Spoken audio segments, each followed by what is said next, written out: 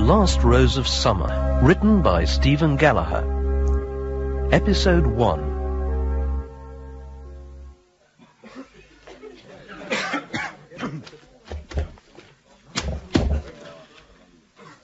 Every year, when I lecture on this course, it's the same. There are 24 essays here. Look at them. And there isn't an original thought in any one of these 24. How can I get it across to you that the actions of men cannot be so simply dismissed as plots on a graph? They are complex. They can be hurt. They can resent. They can avenge. Never in untold millions of years could we evolve a formula to account for the whims and desires of a single individual, let alone a whole society, as some of you would suppose. But you may be pleased to know that you are not the first to suffer from this misconception. Attempts at a perfect administration, with or without the aid of a computer bureaucracy, have been made and have failed on most of the settled planets of the galaxy. Why have they failed? Why did they not reach the simplistic utopias of machine service that you have also glowingly described? The answer is very simple. If it isn't sophisticated enough for you, I'm sorry. You may as well leave the course, for then I can never expect you to understand. The reason, very simply, is man. Intemperate. Disobedient, unpredictable, fundamentally idealistic man. And even if those ideals are only personal comfort and personal liberty, they are enough to wreck the most elaborate birdcage that the humble sociologist can conceive. Yes, perhaps you need further demonstration. All right, then I will tell the story yet again. Concentrate, please, ladies and gentlemen, on the hologram in front of you. It's a scene taking place on a planet in this system, and not so very long ago. These people are in the developed stages of a machine bureaucracy, with all that that implies. We are looking at a museum. We are looking particularly at this man. His name is Mitchell. He is about to speak to the attendant. Watch him. Watch this man, Mitchell, very closely. Bet you've never seen one of them before, have you, sir? Can't say I have. What's it called again? A polypod, sir. Mechanical music. People used to have them in their homes. What on earth for? Ah, well, those were the days before public broadcasting, remember? If you didn't have music piped straight into your home, then this was the alternative. Of course, they played instruments in those days as well. Played instruments? Musical instruments, sir, like those early examples we have up on the 4th floor. Of course, they're only copies. You'd have to go to America to see the real thing. I saw them. I couldn't make out where the computer was supposed to connect up. That's the old point, sir. If you look in the museum handbook, you'll see that instruments were the primitive stage of music when the sounds were produced by hand. Now, this polypon was an intermediate step before music became computer-generated. You see, this metal disc even looks like a punch card. It's the same principle. Musical instruments. What will they think of next? Would you like to hear it all the way through, sir? Are you sure it'll stand the strain? Oh, looks as if it's ready to fall to pieces. I'm afraid this is a copy as well, sir. Looks as flimsy as the original, but it's perfectly solid. If you wanted to see the real thing... I'd have to go to America. Quite so, sir. Then, of course, it wouldn't be in working order. Well, plug it in, then. Oh, you may be surprised to learn that there's no electricity involved here, sir. All mechanical, see? So it is. The action was programmed to start when a member of the public put a penny in. Oh, before you ask, sir, a penny was a currency token about the size and weight of this metal disc. Now, I'll just pop it in the slot like so. There. It's great, that, isn't it, sir?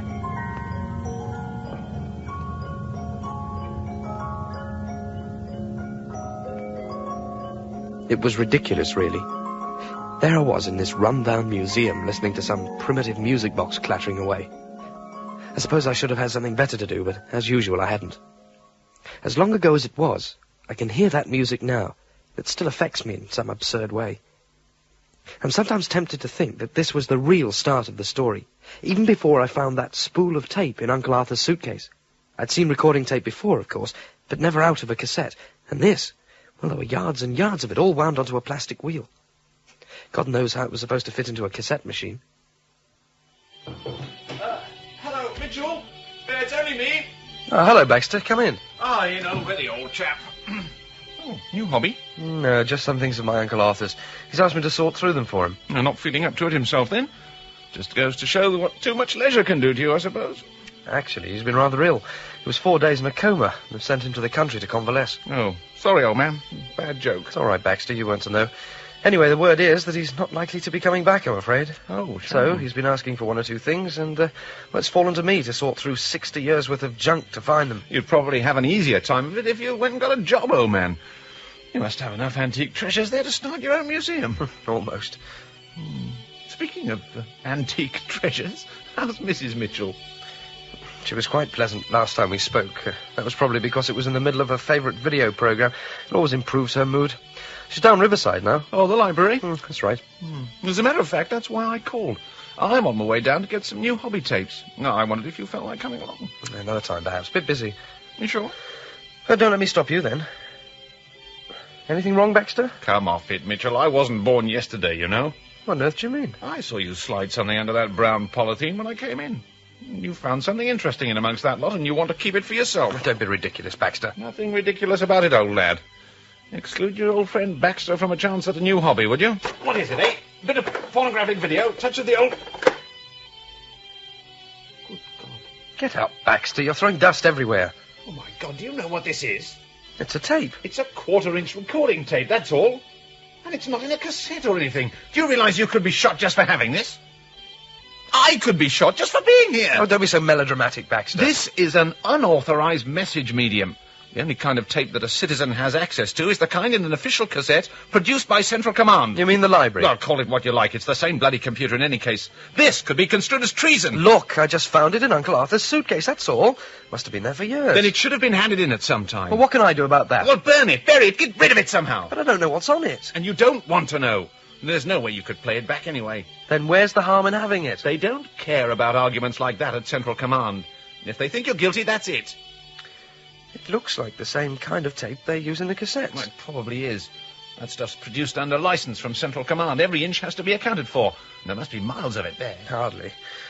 I wonder if I could get it to run on this cassette Oh, machine. Don't even think of it. Look, Baxter, nobody asked you to interfere. As far as I'm concerned, you can stroll off now and pretend none of it happened. But that'll make no difference. They'll know I was here, and they'll never believe I didn't see anything. And how are they supposed to know? Well, they may have been doing a satellite spot check. Oh, come on, Baxter. You don't believe that old story. Listen. They've got satellites up there that can hear a mouse break wind from 10 miles away, and Central Command will know what kind of cheese it ate. And what would Central Command care about a few feet of mouldy old tape that nobody can play back anyway? You're talking about trying it on a cassette machine. I reckon it can be done. If I open a cassette and replace the tape with this. Open a cassette? Do you realise what you're saying? Calm down, Baxter. If you carry on like this, you'll burst a blood vessel. These library cassettes are only cheap plastic. You can prise them open easily without disturbing the library seal. I've done it plenty of times when a tape's been tangled. You're supposed to return any defective cassettes. I know that. Oh, it's too frustrating if you have to break off in the middle of something interesting. Sure, hundreds must do it. There, you see? The seal stays in one piece. So it does. But look here, Mitchell. No, you look here, Baxter. I've always valued you as your friend, but, well, you barged into this of your own accord. Now, you can either leave and forget all about this, or you can hang around while I see it through.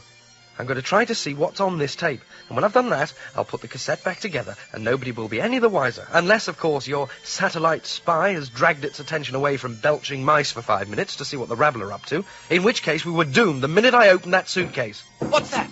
I don't know. I'm not expecting anybody. It's them, I knew it. Better go and see who it is. And for God's sake, man, stop chewing your collar. If they saw it all, they'll know I didn't want any part of it. Look, just pull yourself together. May not be anything. Oh, Mr. Greenbaum. Mr. Mitchell, I was wondering if you might want to pop across to my flat later. I have installed one of these new public broadcast systems. The music is beautiful, really. Beautiful. I thought perhaps I might get in a beer as well, you think? That sounds like a good idea, Mr. Greenbaum. It's the best idea of the whole week. Well, I'll be pleased to call round sometime. We'll arrange it later, eh? Yeah, you're fine. What did the old fool want? He's not an old fool. He's a lonely old man with time on his hands. Oh, sorry. Out of line. I don't suppose it matters anyway. Now then, pass me that cassette. Or have they also got satellites that can see to count the fleas on dogs? Sorry, here you are. But I still can't say I like it. Don't say anything then.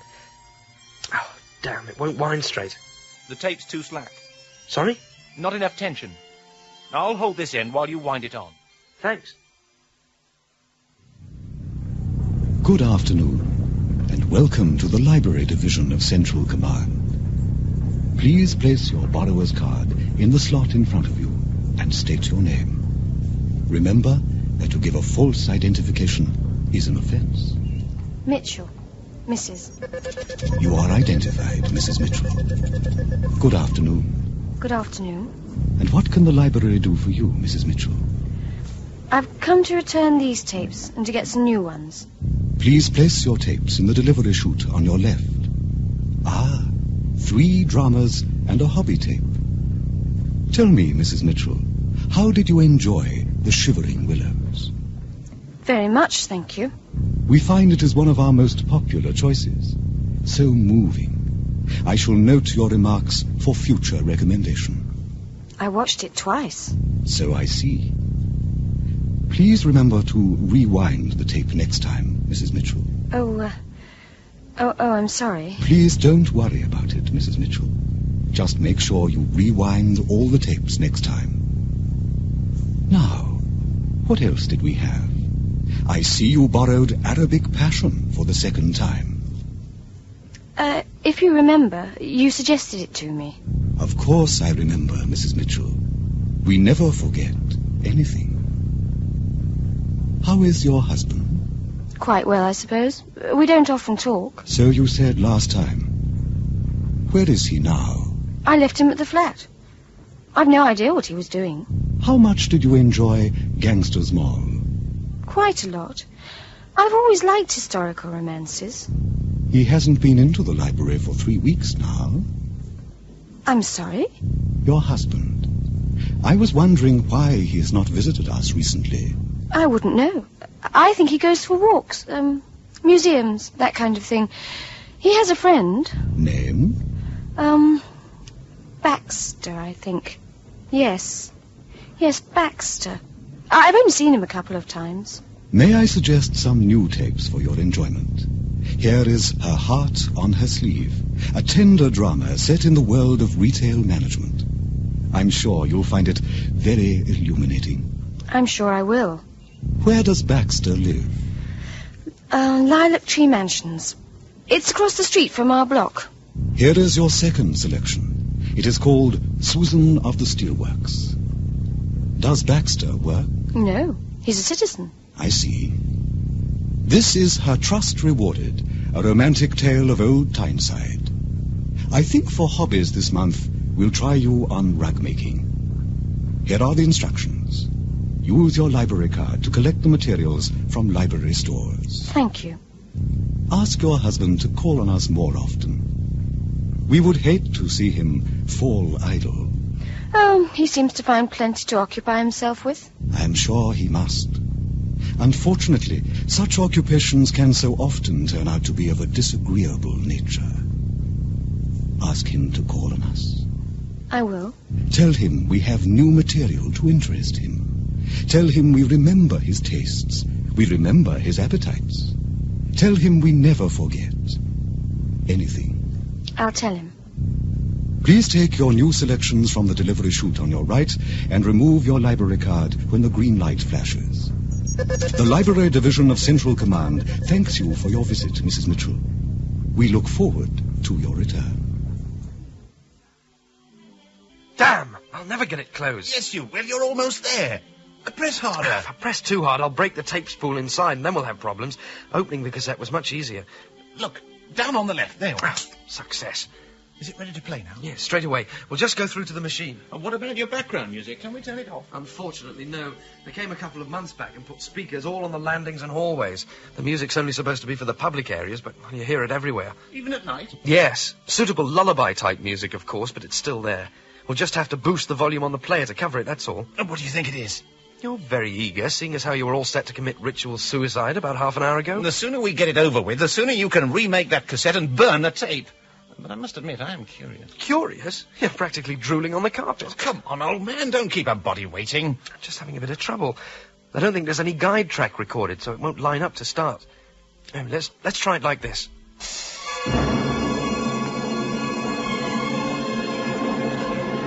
What is it? Well, it's music, but I've never heard anything like it. It's frightening. don't know what this could be. The library's got nothing like this. Turn it off, old man. No. Please, it frightens me. I'm going to hear it through. But your wife will be back any minute. What if she reports us? Listen to it. Have you ever heard anything to compare with that? Oh, turn it off. There's someone coming. Oh, let them. I don't care. You're mad. Will you turn down that horrible noise? I said turn it down. I want to put my new tape on. I'll see you tomorrow. We present Susan of the Steelworks, a tale of soaring passion in the rolling mills. Come back with us now to a time when men were men and women were worshipped, for a tale of a tragic prisoner of love. I have to admit, I was confused. It had to be music. What else could you call it? But it was like nothing I'd ever heard before, certainly not in any public place. Baxter grabbed the cassette and ran out with it like a scared rabbit. I suppose he must have destroyed the tape, because he gave me the empty cassette back the next day without saying a word. Can't say I blame him. The music had terrified him, literally terrified him. He'd sat there in a cold sweat until it stopped, and then he'd panicked. The next day, I went down to the library. I had the idea of asking for some music like it, but, well, how could you begin to describe sounds like that? And of course, I couldn't say where I'd heard it before, or there would have been trouble. Baxter was right. Let them know that you've had access to an unauthorized message medium. You put yourself in line for a midnight visit. The situation was impossible. It wasn't only music. Books, shows, hobbies. If they were on tape, they came from and were controlled by Central Command. When you talk of Central Command, you're not thinking about an institution or a committee or even anything human. Central Command is a computer, or rather it's a number of computers linked together on one program. Different ones control different operations. At least I suppose that's how it works. Cleansing, housing, the library is all that sort of thing. Very convenient. Most of them are in one big building down Riverside. As far as I know, nobody's ever seen the inside beyond the library areas. The computers run it all, you see. Even the maintenance. They all have their own machines. So you see the problem. If I couldn't find what I wanted through Central Command, where else could I go?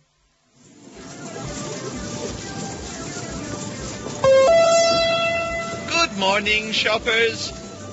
We would like to draw your attention to some of the bargains of the food section, where textured protein is now selling at 4 credits below the recommended price. Swedes are also down in price today, so why not treat the family to something special this weekend? Moving on to our cosmetics counter, for a limited period we are offering free medical insurance to every buyer of our wrinkle killer home facelift preparation. Remember, shoppers, this is your big bargain store where your credit's worth more. Excuse me? You talking to me? I was actually, yes. What do you want? A piece of information. Information point's over there. No, I don't want to talk to the machine. I want something a bit more, well, unofficial. Oh, now you're talking, pal. What you after then? Bit of beef, pork perhaps?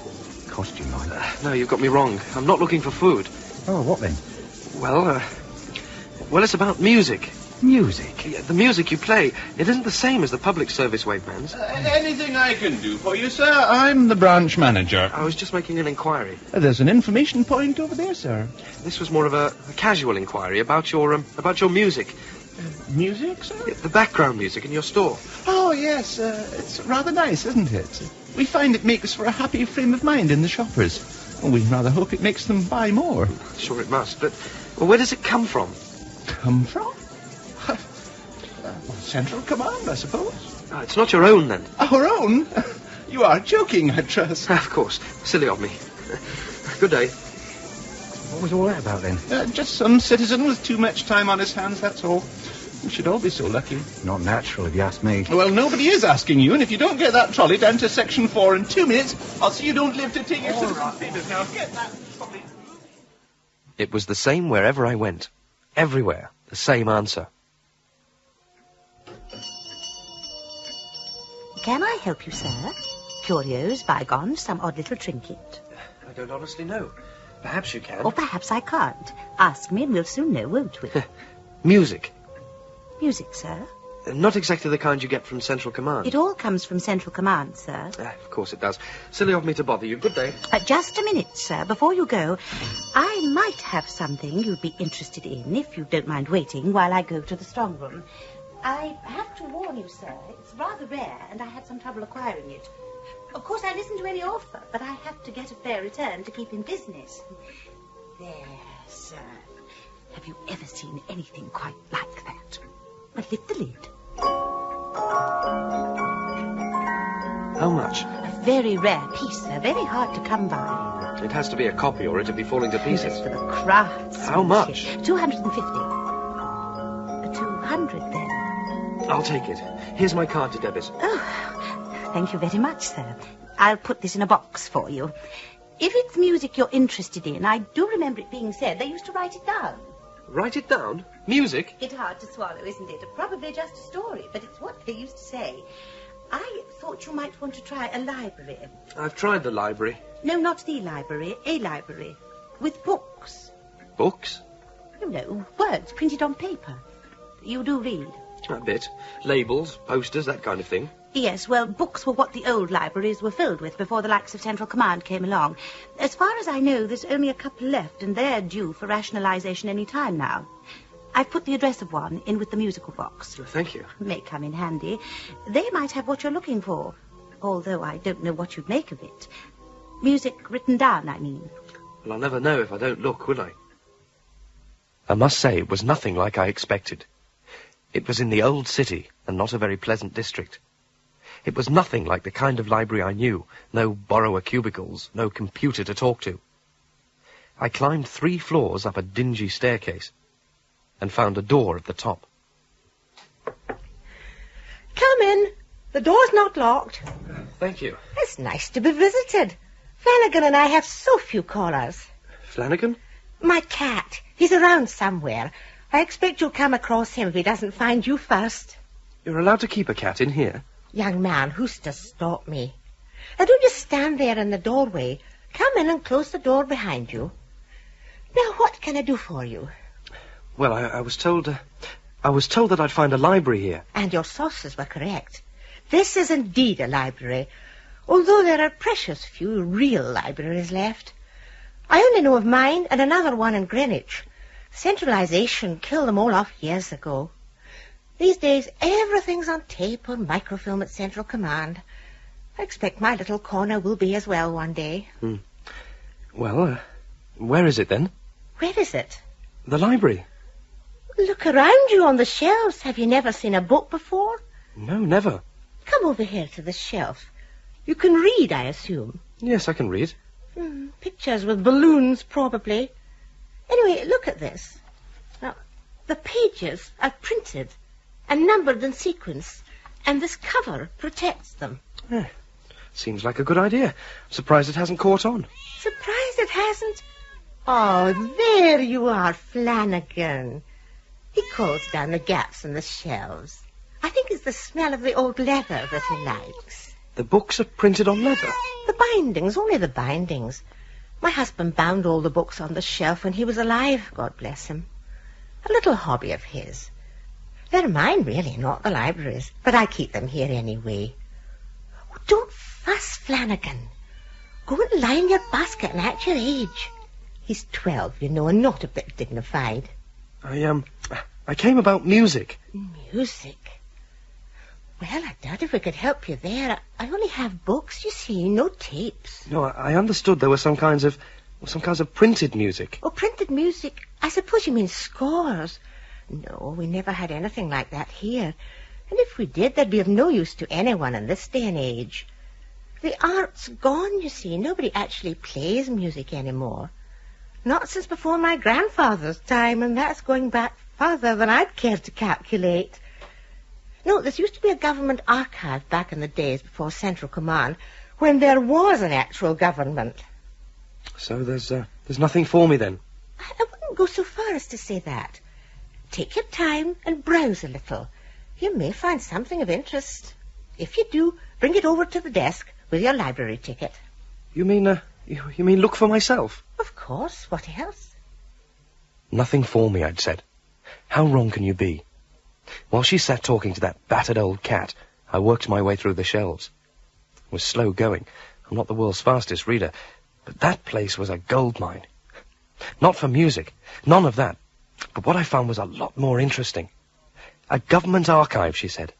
Most of the titles I couldn't understand, until I came to one called Proposals for the Centralization of Computer-Assisted Administration. That was when the old lady came over and explained the index to me. There was no stopping me after that. I'll take these, please. My, all of them? If that's all right. Of course it is. I'll just take the number off your library card for my records. Interested in the history of government, are we? Sort of. I'm surprised to find that anyone even knows what it means these days. You mean since power was handed over to the machine? Handed over? Power was never handed over. The machine just made its own decision and took it. Well, you'll be able to read all about it in this book here.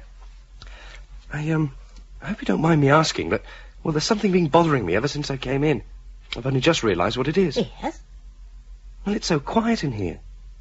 No music. Haven't you got a public broadcast speaker? Oh, yes. We were fitted with one of those when Central Command first introduced them. Horrible things. This is it, here. What, behind a curtain? Oh, what happened to it? I smashed it. With my shoe. Flanagan and I hated it. When I got the books home, I shut myself in a room and worked my way through them. The information I had in my hands was amazing. Every move, every proposal that took central command from a simple computer network to an autonomous dictator was charted here as it happened. The annexation of the libraries, the nationalization of the communications networks. To lose the music was bad enough, but, well, this was worse, much worse. Later that week, I went back to the library for more. When I reached the top of the stairs, the door was open, and I knew something was wrong.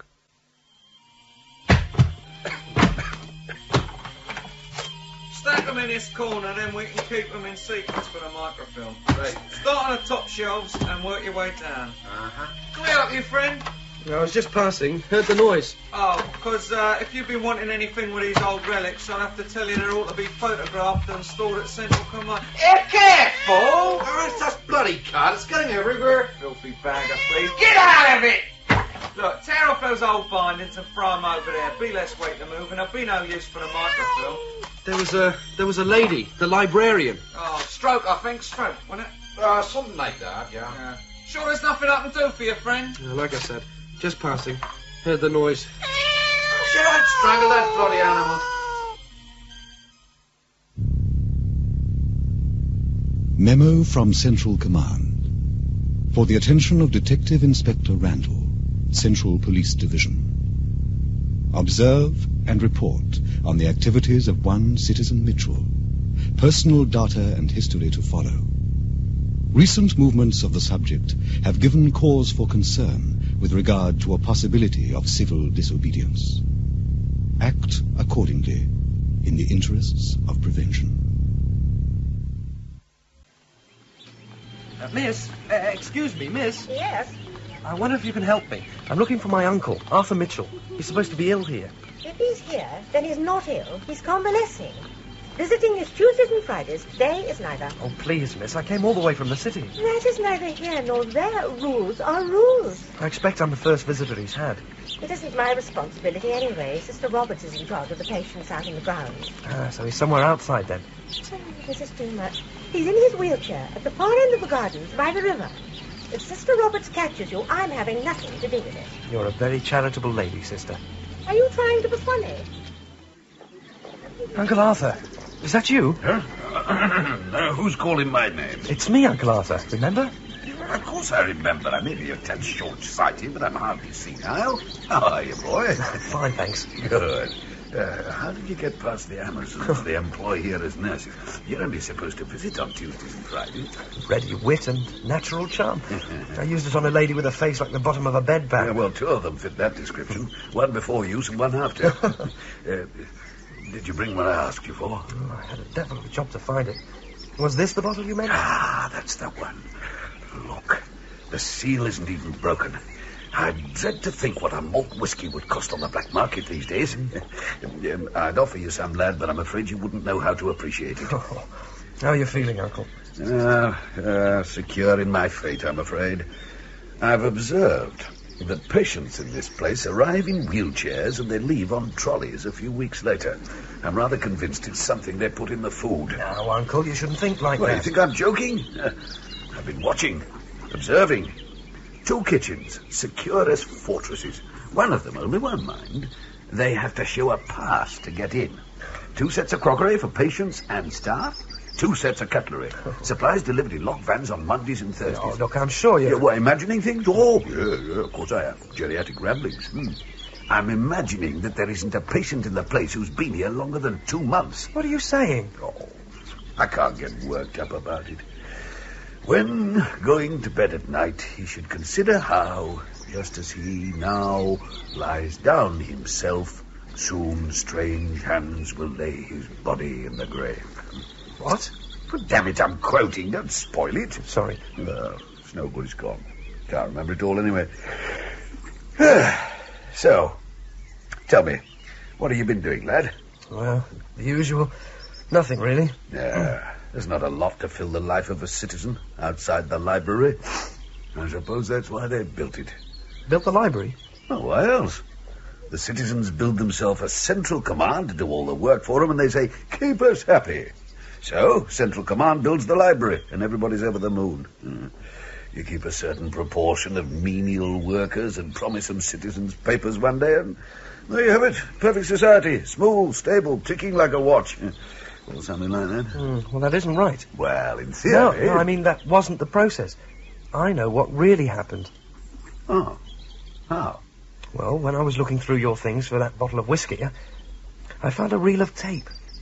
It wasn't in an authorized cassette or anything, just an illicit tape. Oh, I remember that. It was my father's. Couldn't be bothered to hand it in. Well, I managed to put it in a cassette and play it. Unofficially, of course. Oh, of course. Well, what was it? Well, it was music. I'd never heard anything like it before. I mean, it was ridiculous, really, but I wanted to laugh and cry at the same time. Sounds no more credible than somebody getting emotional over a roll of wallpaper. Well, I understand. Go on. Well, I wanted to look for something similar in the library, but I didn't know how to ask without giving myself away over the tape. Yes. I started to ask around shops and stores, anywhere they played the music. Everywhere, it was the same answer. Either a library cassette or pipe direct from Central Command. That's using radio waves. You were talking about Central Command. That's right. I found this old library. No tapes, just books. Books? Yeah, hundreds of them. It seems that this place used to be a government archive in the days before Central Command. Wow. They let me choose my own books and take them away. So how does all this connect up? Well, it was what was in the books. They covered a long period, and I was able to piece quite a lot together.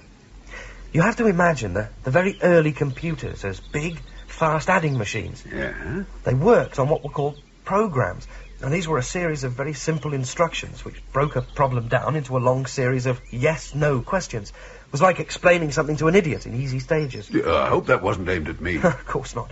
No, all this information was easy to come by, because in the early days, there seems to have been some fear of computers. People called them electronic brains and had nightmares about them taking over. All the literature made the point that they weren't minds in their own right, just a very sophisticated tool. And at the time, that was true. So, what happened to change it? The program. A lot of play was made about the fact that if computers were brains, they were far too stupid to be of any threat. They were fast and they were efficient, but basically all they could do was repeat the thought processes outlined in the program and treat every problem exactly the same way, you see? And since the programmer was just a human being, it all made the threat of the computer fantasy look rather silly. Yeah, logical. Very. Even more logical was the proposal that computers could be made more efficient if they were used to write the programs. Ah, I'm beginning to see. You know, by this time, all the big privately owned firms had computers. They bought them to make bookkeeping easier and then used them to make decisions because they were so much more impartial than people. Sure. Efficiency and credit were the same thing to them, so they grabbed at the idea of using the computer itself as an aid to writing the program. This way, the machine could be stretched to their limits, and there was no man-made program complicated enough to do that. Mm-hmm. The next step was to use these fully programmed computers to design the next generation of computers. Now, we're moving into the area where the idiot electronic mind is becoming less of an idiot with each new design. Yes. You see, they're getting so complex that men can't begin to understand them. They don't even build them anymore. The computers are being geared up to assembly lines to do the jobs themselves. So you see, in the end, we've a computer which can continually redesign and rebuild itself. A central command. But still a public servant. In a manner of speaking. If the original program concept is to run your society with a greater degree of efficiency, the ultimate computer will do that to the ultimate degree.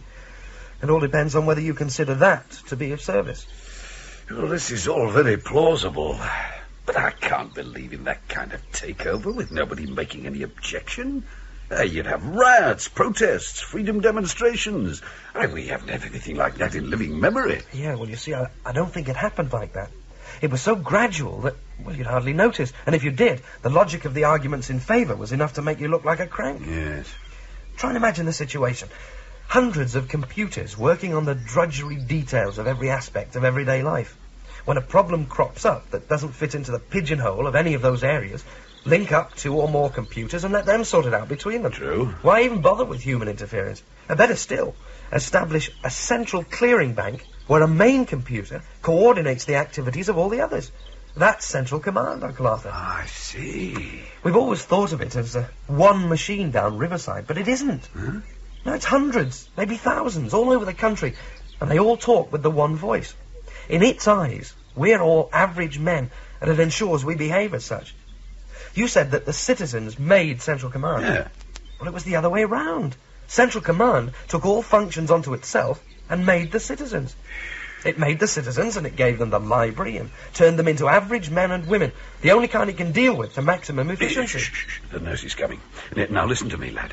What have you done with these books? Did you take them home? No, I rented a locker. Well, you must get them back to the library. I can't. The library's gone for microfilming. Then get them and burn them. Don't leave any trace at all. Do you understand? If Central Command checks the book index and finds that you've got them, it could bring trouble. I just feel so powerless. Well, look, bide your time. The chance will come. You must go now. Sister Robert is about to come out to check all the patients in the grounds. Oh, come again, Uncle Arthur. No, they'll probably have me poisoned by the end of the month. It's naughty of you to talk like that. Sister Roberts will be cross. Madam, I have every regard for your professional qualifications, but would you mind not talking to me as if I were the cat? Goodbye, Uncle Arthur. Goodbye, lad. Take care. That was my nephew, you know. And if he comes again, it'll have to be on a Tuesday or a Friday. Now give me the bottle he brought you. Eh? What do you mean? I saw it all from the house. Give it to me. If Sister Roberts approves, it can go onto the ward trolley, then everybody may share it. You mean I'll never see it again? No, we can't have you poisoning yourself. No, not when you can do it so much better. Hello, Randall. What? No, this is Detective Inspector Randall. No, this is the Central Police Division. Well, what number did you dial, then? Well, I'm sorry, this isn't it. No, I've no idea what number you want. I beg your pardon? Another satisfied customer, Chief. He said, call yourself a bloody detective and rang off. Why didn't I stay a citizen, Killoran? I could be sitting at home now with a box of chocolates and a comic. Feast your eyes on this instead. We've got a direct memo from Central Command. It's been lined in the traffic control in tray for the last 24 hours. Oh, hell, so it over quick. You read this? In the lift. Naughty. Mitchell, eh? Do we know him? Doesn't look like it. Central Command would have given us the security computer reference. Just testing. Observe and report, it says. Have we got the personal data? Printouts in your in tray. There's also a mention in the Daily Bulletin in connection with some missing printed material from one of the old libraries. It seems to have been loaned on Mitchell's library card number. Well, I suppose we'd better go and see him. Can't see him for panic, though, can you? Just arrived for you, sir. Well, what's it say? It's from the security computer. It's directing that Mitchell should be a Grade 2 operation. Good Lord, what's he done? Well, never mind. Get on to stores and fix us up with some radios, will you? Hello, will you put me through to services, please? And I was looking forward to a quiet night. Hello, services. I've got a Grade 2. Look, I'll need half a dozen men tonight and, probably... Baxter! What? Oh, Mitchell. Sorry, old man. I didn't see you. You're not still nervous about us opening the library's cassette, are you? What do you mean, us? Me, then. How have you been? Oh, so. You? Quite busy. Just got off the train. Been to the country. Oh, your uncle? That's right. He's looking very frail. You going to the library? Yes. No, I haven't been down to Riverside in the last 2 weeks or so. I'll walk with you then. I'm going that way myself. Do you know why it's called Riverside? Well, no, not really, no. I suppose there must have been a river thereabouts at some time or other. There still is. What? A river. It runs right under Central Command. I've been reading about it. Don't believe I've had that, say? Probably not. This river used to be the centre of the old city. It had boats on and everything. Feel like taking a look? Oh, I don't know. It might be an offence. Oh, come on, Baxter. There's no harm in just looking. Wouldn't be so sure. Oh, forget it then. I'll go alone. No, hang on, then. I'll just come and look from a distance. There you are. I never even knew this was here. It's such a size. Yeah, you can see how Central Command was built to stretch from one bank to the other. There's a reason for that. It draws the water up to use in keeping all the equipment cool. It's several degrees warmer when it comes out the other side. Do you think we can peek underneath? I don't see why not. Hey, look! There's a path. It's just covered in weeds. It can't have been used for years. Well, this is no picnic spot, is it? Follow me down and keep your hands above the nettles. You see what I mean? Those bars are to stop all this driftwood from being swept underneath. How wide would you say it was? Oh, must be 300-400 yards at least. It's not like any riverbank I've seen. No. Under all these weeds, though, it's man-made. If you look closely, you can see, look, old concrete there, all broken up. I'm wondering what it's like on the other side of those bars. You mean underneath Central Command? Oh, count me out of that one, old man. Naturally. I think if I can walk out along the bars over the river, there's a gap I can squeeze through. You do it on your own, then? Look, it's easy. Look, there's plenty of footholds. Careful, old man. That metal's rusty. Mitchell! As soon as I'd hit the water, the current pulled me under the bars and held me down as I was swept along. I was out in the middle and there was nothing to grab, nothing to hold on to. I could see the surface, but I couldn't strike out for it. The breath had been knocked out of me by the fall. Suddenly there was rotten wood everywhere, a pier or a jetty of some kind, and I'd been swept straight into it. I broke the surface and the air stank, but I didn't care. After a couple of minutes, I could take stock of the situation. The current was holding me against a large wooden crossbeam that was embedded at one end in the sheer stone embankment. The light was peculiar. It came from below, reflected up through the water. I could see its patterns dancing on the concrete roof above me. I was hanging on to what seemed to have been an old mooring place for boats, but the planking had all rotted away and only the supporting timbers remained. There were stone steps leading up to the level of the old embankment, and I knew I'd have to make for those. When I reached the steps, it was all I could do just to lie on them and gasp like a dying fish. My head ached like poison, and the water had been cold. In the end, I climbed on my hands and knees and finally made it to level ground. I've never seen anything like what was around me then, before or since. The embankment was like a broad walkway at the level of the river about 20 yards below, on the other side of an ornate parapet. It stretched ahead for over a mile, but it was impossible to see its full length. At intervals, there stood decorated metal street lamps encrusted with the same thick moss that lay over everything. As I walked forward, it was difficult to keep my footing on the slime, but I was drawn by a faint gleam of light in the distance, deep under Central Command. On some walls, there were signs, too overgrown to read. Further on, it became too dark even to try. But the light in the distance drew me, and if I heard anything out in the darkness, I was oblivious to it. At last, I could see, out in the river, the great rusting hulk of an old ship. It was turned on its side, with half its decks underwater. A mass of bright details and sharp shadows illuminated from above by a round hole in the floor of Central Command. In the red haze beyond the hole, I could see all kinds of machinery. I couldn't even begin to guess at its purpose. But not so with the wide tube that descended to the river and drew up water to feed the cooling systems. By now, I was realizing that something was wrong. What had started as a rustling on the edge of perception now became more insistent. And as I strained my eyes into the darkness, I could see hundreds, thousands of tiny red points. There was a sea of rats encircling me.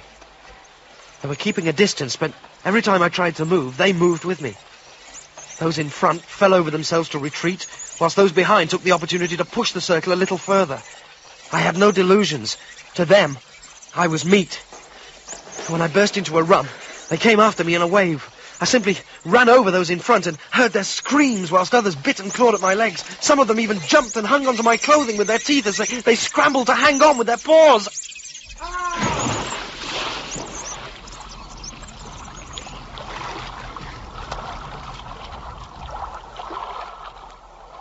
How long I drifted, I don't know. I'd entered in twilight and emerged into darkness. The current swept me downstream and out from under Central Command, and I finally crawled out in a backwater. But I knew what I'd seen. I had looked into the underbelly of Central Command, and I knew it was vulnerable. Inside, it was as soft and fragile as any of us. I'd resented the machine, but now I'd found a way to hate it. I hated it for that great dead landscape in its cellars, and for the rats that crawled in it. But even more, I hated it for the great dead landscape it had created outside, and the army of little men that it made to crawl there.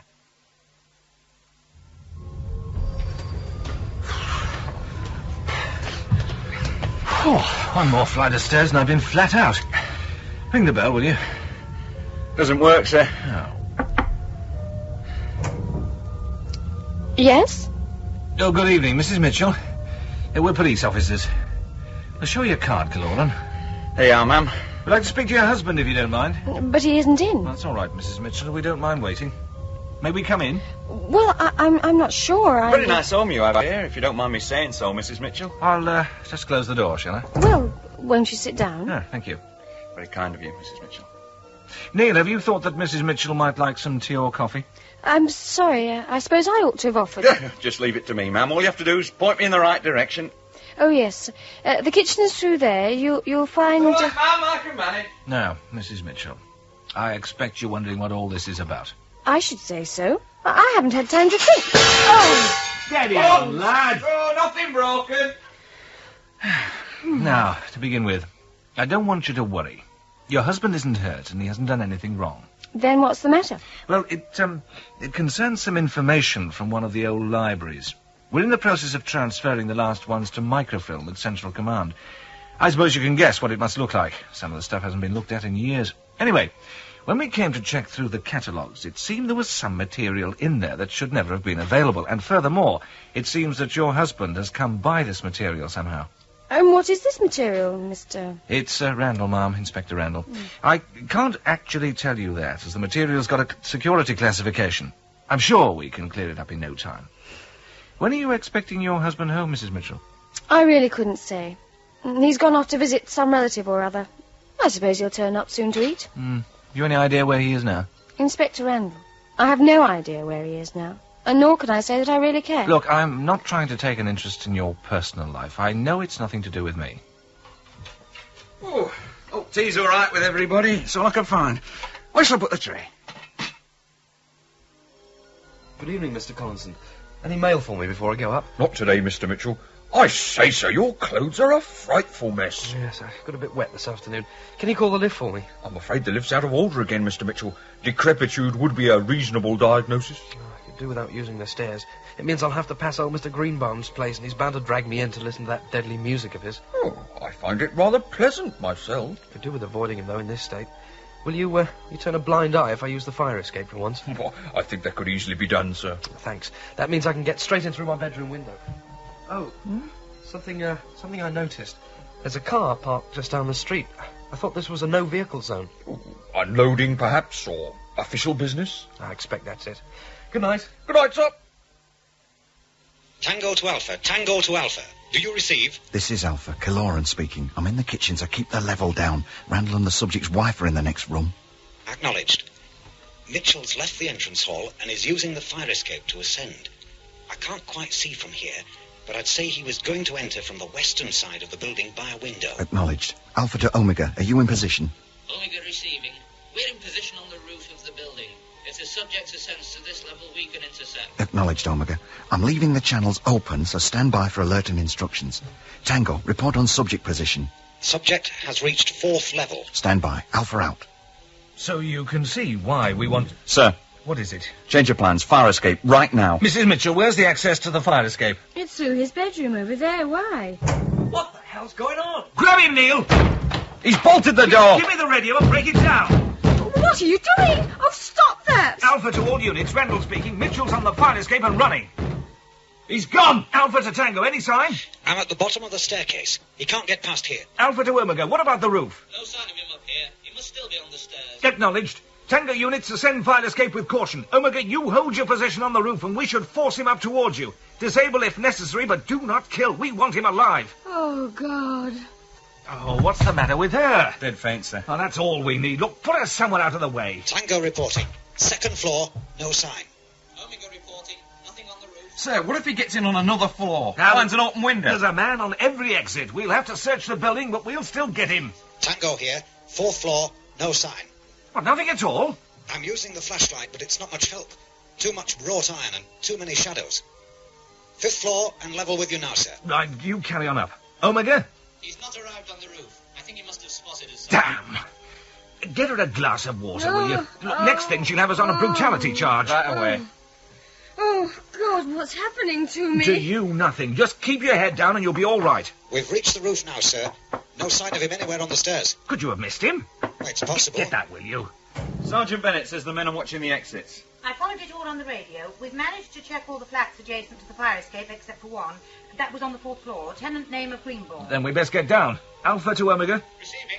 Look, sort out 2 of you to stay up there. The rest of you come down and help in the search. Work your way down from the top floor and keep a man on the staircase at all times. Killoran, you stay here with Mrs. Mitchell. I'm going down to the 4th. It's this way, sir. What do we know about this place? Tenant's name Greenbaum. Middle 60s, a music lover. He's got it on full blast. Collinson, he's the caretaker, reckons he's a bit deaf. I see what you mean about the music. Mr. Collinson? That's me, sir. Do you have pass keys to these flats? I do, sir. This is my warranty. The section I'm pointing to shows my clearance and powers of search in emergency situations. Do you understand? I do, sir. Then I'm asking you to open this door for me. I had the key ready all along, sir. Right. Now, let's just think this one out. Now, Sergeant Bennett, I want you to stand on one side of the door and turn the key.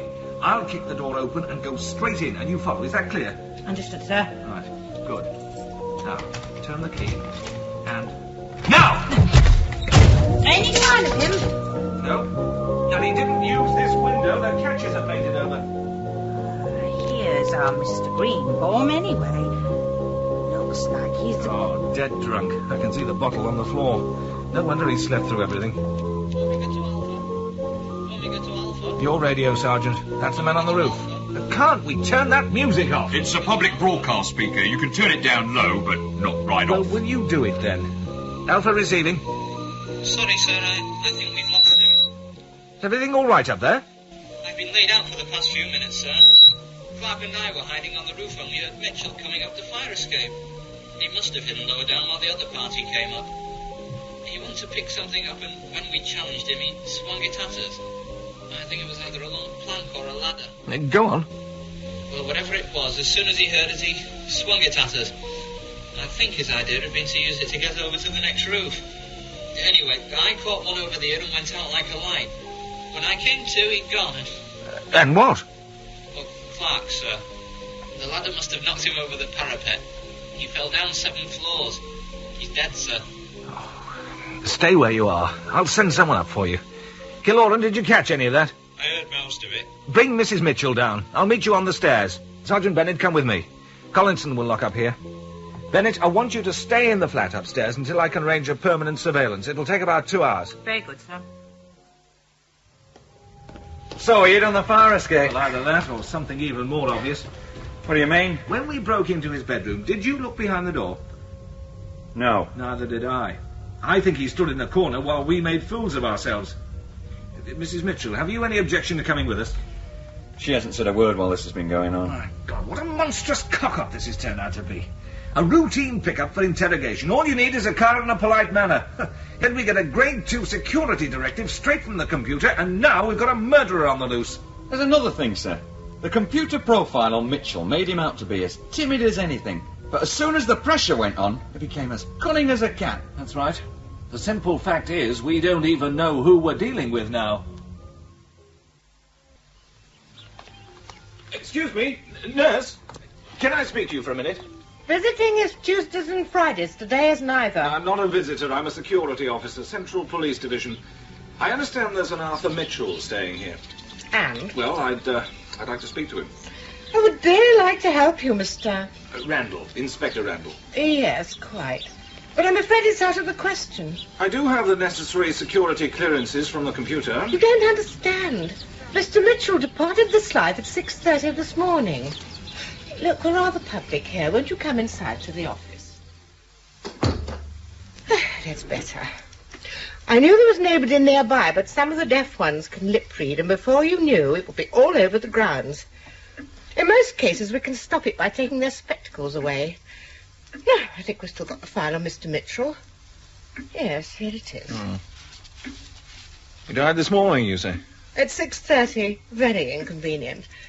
Only deaths over the late shift period, and we only have a skeleton staff to deal with them. How appropriate. Economics, Inspector Randall. Our budget's very limited, and we have to plan carefully. Already we're having to cut our convalescence time down to 3 weeks. You mean after 3 weeks you send them home? Certainly not. We bury them. Bury them? That is the usual procedure with the dead. But what if they're getting better? We just have to increase the dosages. There's a demand for our beds, you know. Just a minute.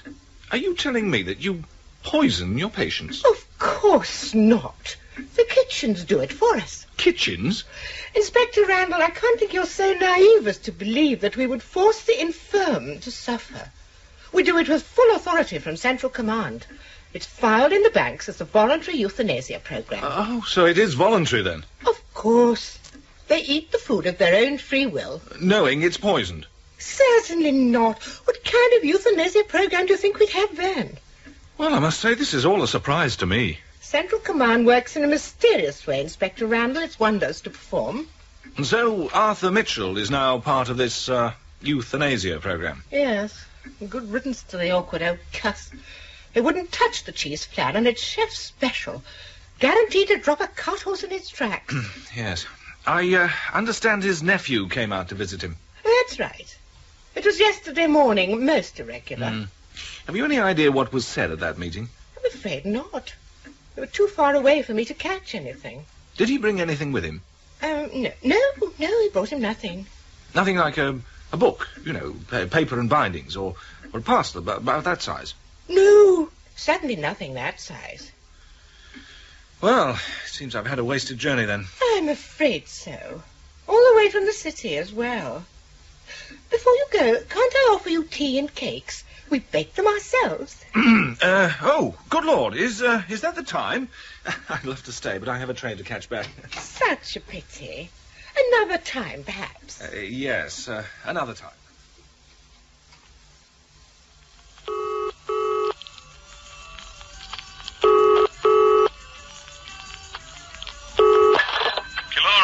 Hello, Neil. Randall here. Oh, hello, Chief. Where are you? I'm at home. I just got back from a wasted journey. Mitchell's uncle died this morning. Oh, bad luck. Do you think he could have told you anything? Who's to say? He was the last person that Mitchell seems to have spoken to before last night. Anything at this end? Not a lot. We think we found the public locker where he kept the books, but he must have gone straight to them after he left the flats. What's in those books, Chief? What could be this important? Only Central Command and Mitchell know for sure. Something worth killing for? Well, Mitchell never intended to kill anybody. Now it's done, he can't go back on it, so he's gone underground. I can see this being a long, drawn-out affair. What are you going to do now? Tonight, I've got a great pile of computer printout on Mitchell to get through. Everything from his childhood vaccinations to his laundry bills. Promising? Not very. Well, you never know. We're lucky to have so much information collected in one place. That's true. On the other hand, if there were any suspicious conclusions to be drawn, I expect the computer will already have drawn them. Yes, true.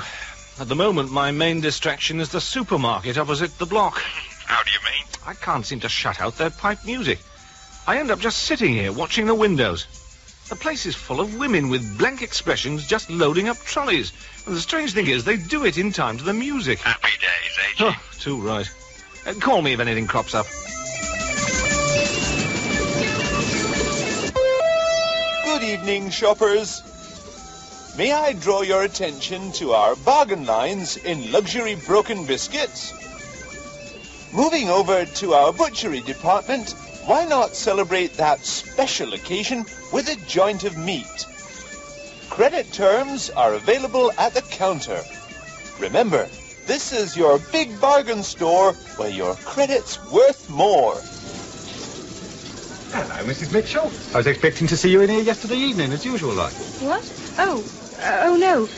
I had a lot on last night. Oh, what can I do for you then, Mrs. M? I think I'll have some powdered potato. Oh, splashing out, eh? Family size, will it be? No, not the family size. Just a single portion pack. Enough for one. And I heard you had some fish.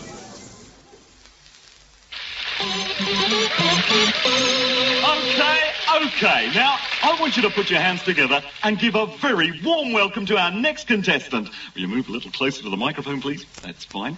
And your name is? Mrs. Daniels. A little louder, please. Mrs. Daniels. That's fine, my love. And where are you from, Mrs. Banyan? Daniels. From where? No, that's my name. Well, that's fine, Mrs. Banyan. Absolutely wonderful. I wonder if we can have a little applause for Mrs. Banyan here. That's great. Mrs. Daniels.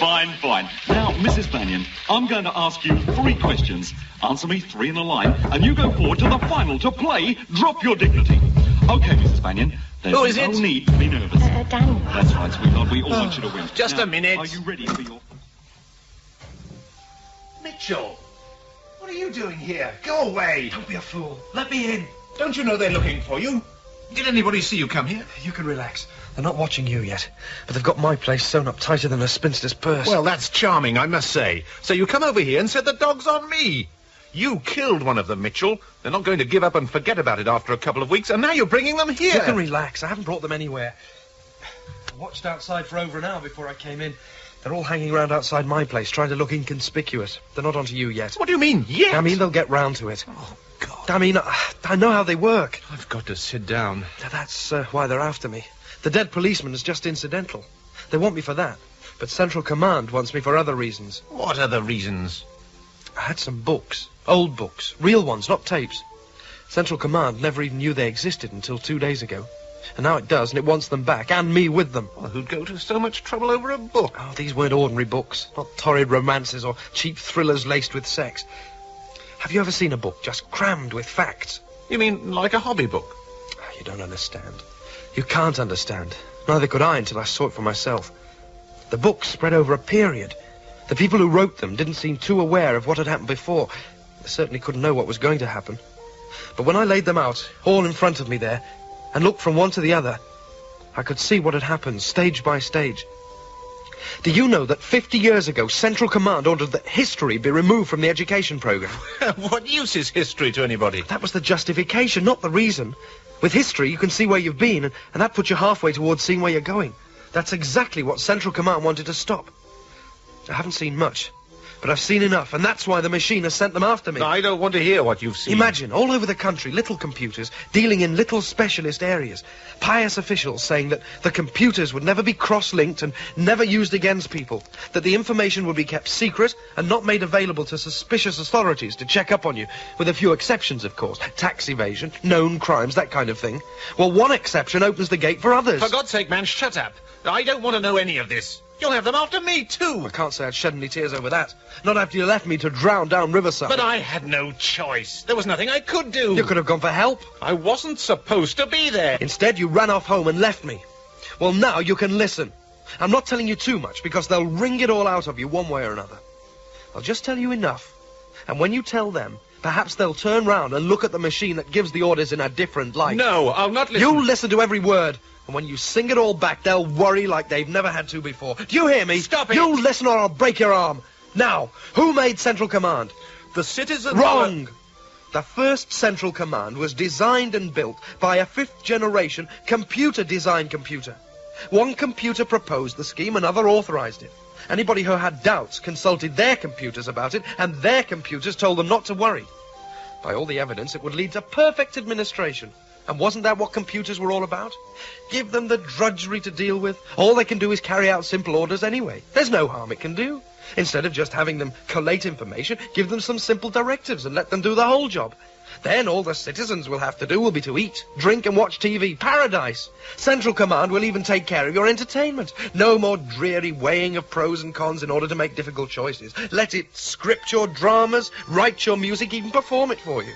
It remembers your tastes, it remembers your appetites. Central Command is the new shepherd, and we are its sheep. It isn't man-made, nor will its successors be. It's machine evolution. Will you go now, please? I need clean clothes. These are ruined by the river. Take what you need. The wardrobe's over there. Then please go. These will do. But remember what I said, and tell it to them freely. Otherwise they'll squeeze you like a lemon. There's nothing so bad in what you've told me. Perhaps not. But consider the major obstacle to a perfect administration. Random behavior in those you administrate. Not only are men the subject of Central Command's program, they're its major stumbling block. Have you ever wondered why we citizens look as we do? All the same height, weight, colouring. Why we're so happy just to sit and be entertained. Why those children who don't fit the pattern have their citizens' papers revoked and have to get jobs. No, I've never wondered. Of course not. You're a citizen. It isn't in you to wonder. Look, we're all part of a process of genetic engineering. It's run by Central Command through the hospital service. That's why only citizens are allowed to breed. We're all being ironed out into the average men that Central Command likes to deal with. When we've lived an average span, we die, whether we're ready or not. I don't believe Of course not. You're a citizen. It isn't in you to believe. I thought it wasn't in me either, but it seems I was wrong. Now I'm a rogue, a renegade. I'm apart from the herd, and they're out to bring me down. Do you really think they'll care if you get pulled down in the fall? Now, you listen to me, Mitchell. I know I have nothing to fear. I don't want you trying to pass guilt onto me. They're after you because you killed a man. That's more important than some petty bureaucratic quibble. You brought this on yourself. Of course I did. They sent a small army to circle the building just so they could slap my hands. Oh, think, man. This isn't a cheap TV program. This is here and now. Here and now. I just want you to get out of my life, Mitchell, and stay out of it. I'd like to oblige you, Baxter, but it's too late. I'm afraid you're in. Thanks for the clothes. Close the door when you go out. Oh, hell. Oh, bloody hell. Well, I think Mrs. Banyan deserves our warmest congratulations for being such a good sport with us here tonight on Drop Your Dignity. She gave us all some wonderful entertainment and won herself some truly, truly wonderful prizes on the way. Don't you think she deserves a big hand? I think she does. Come on now.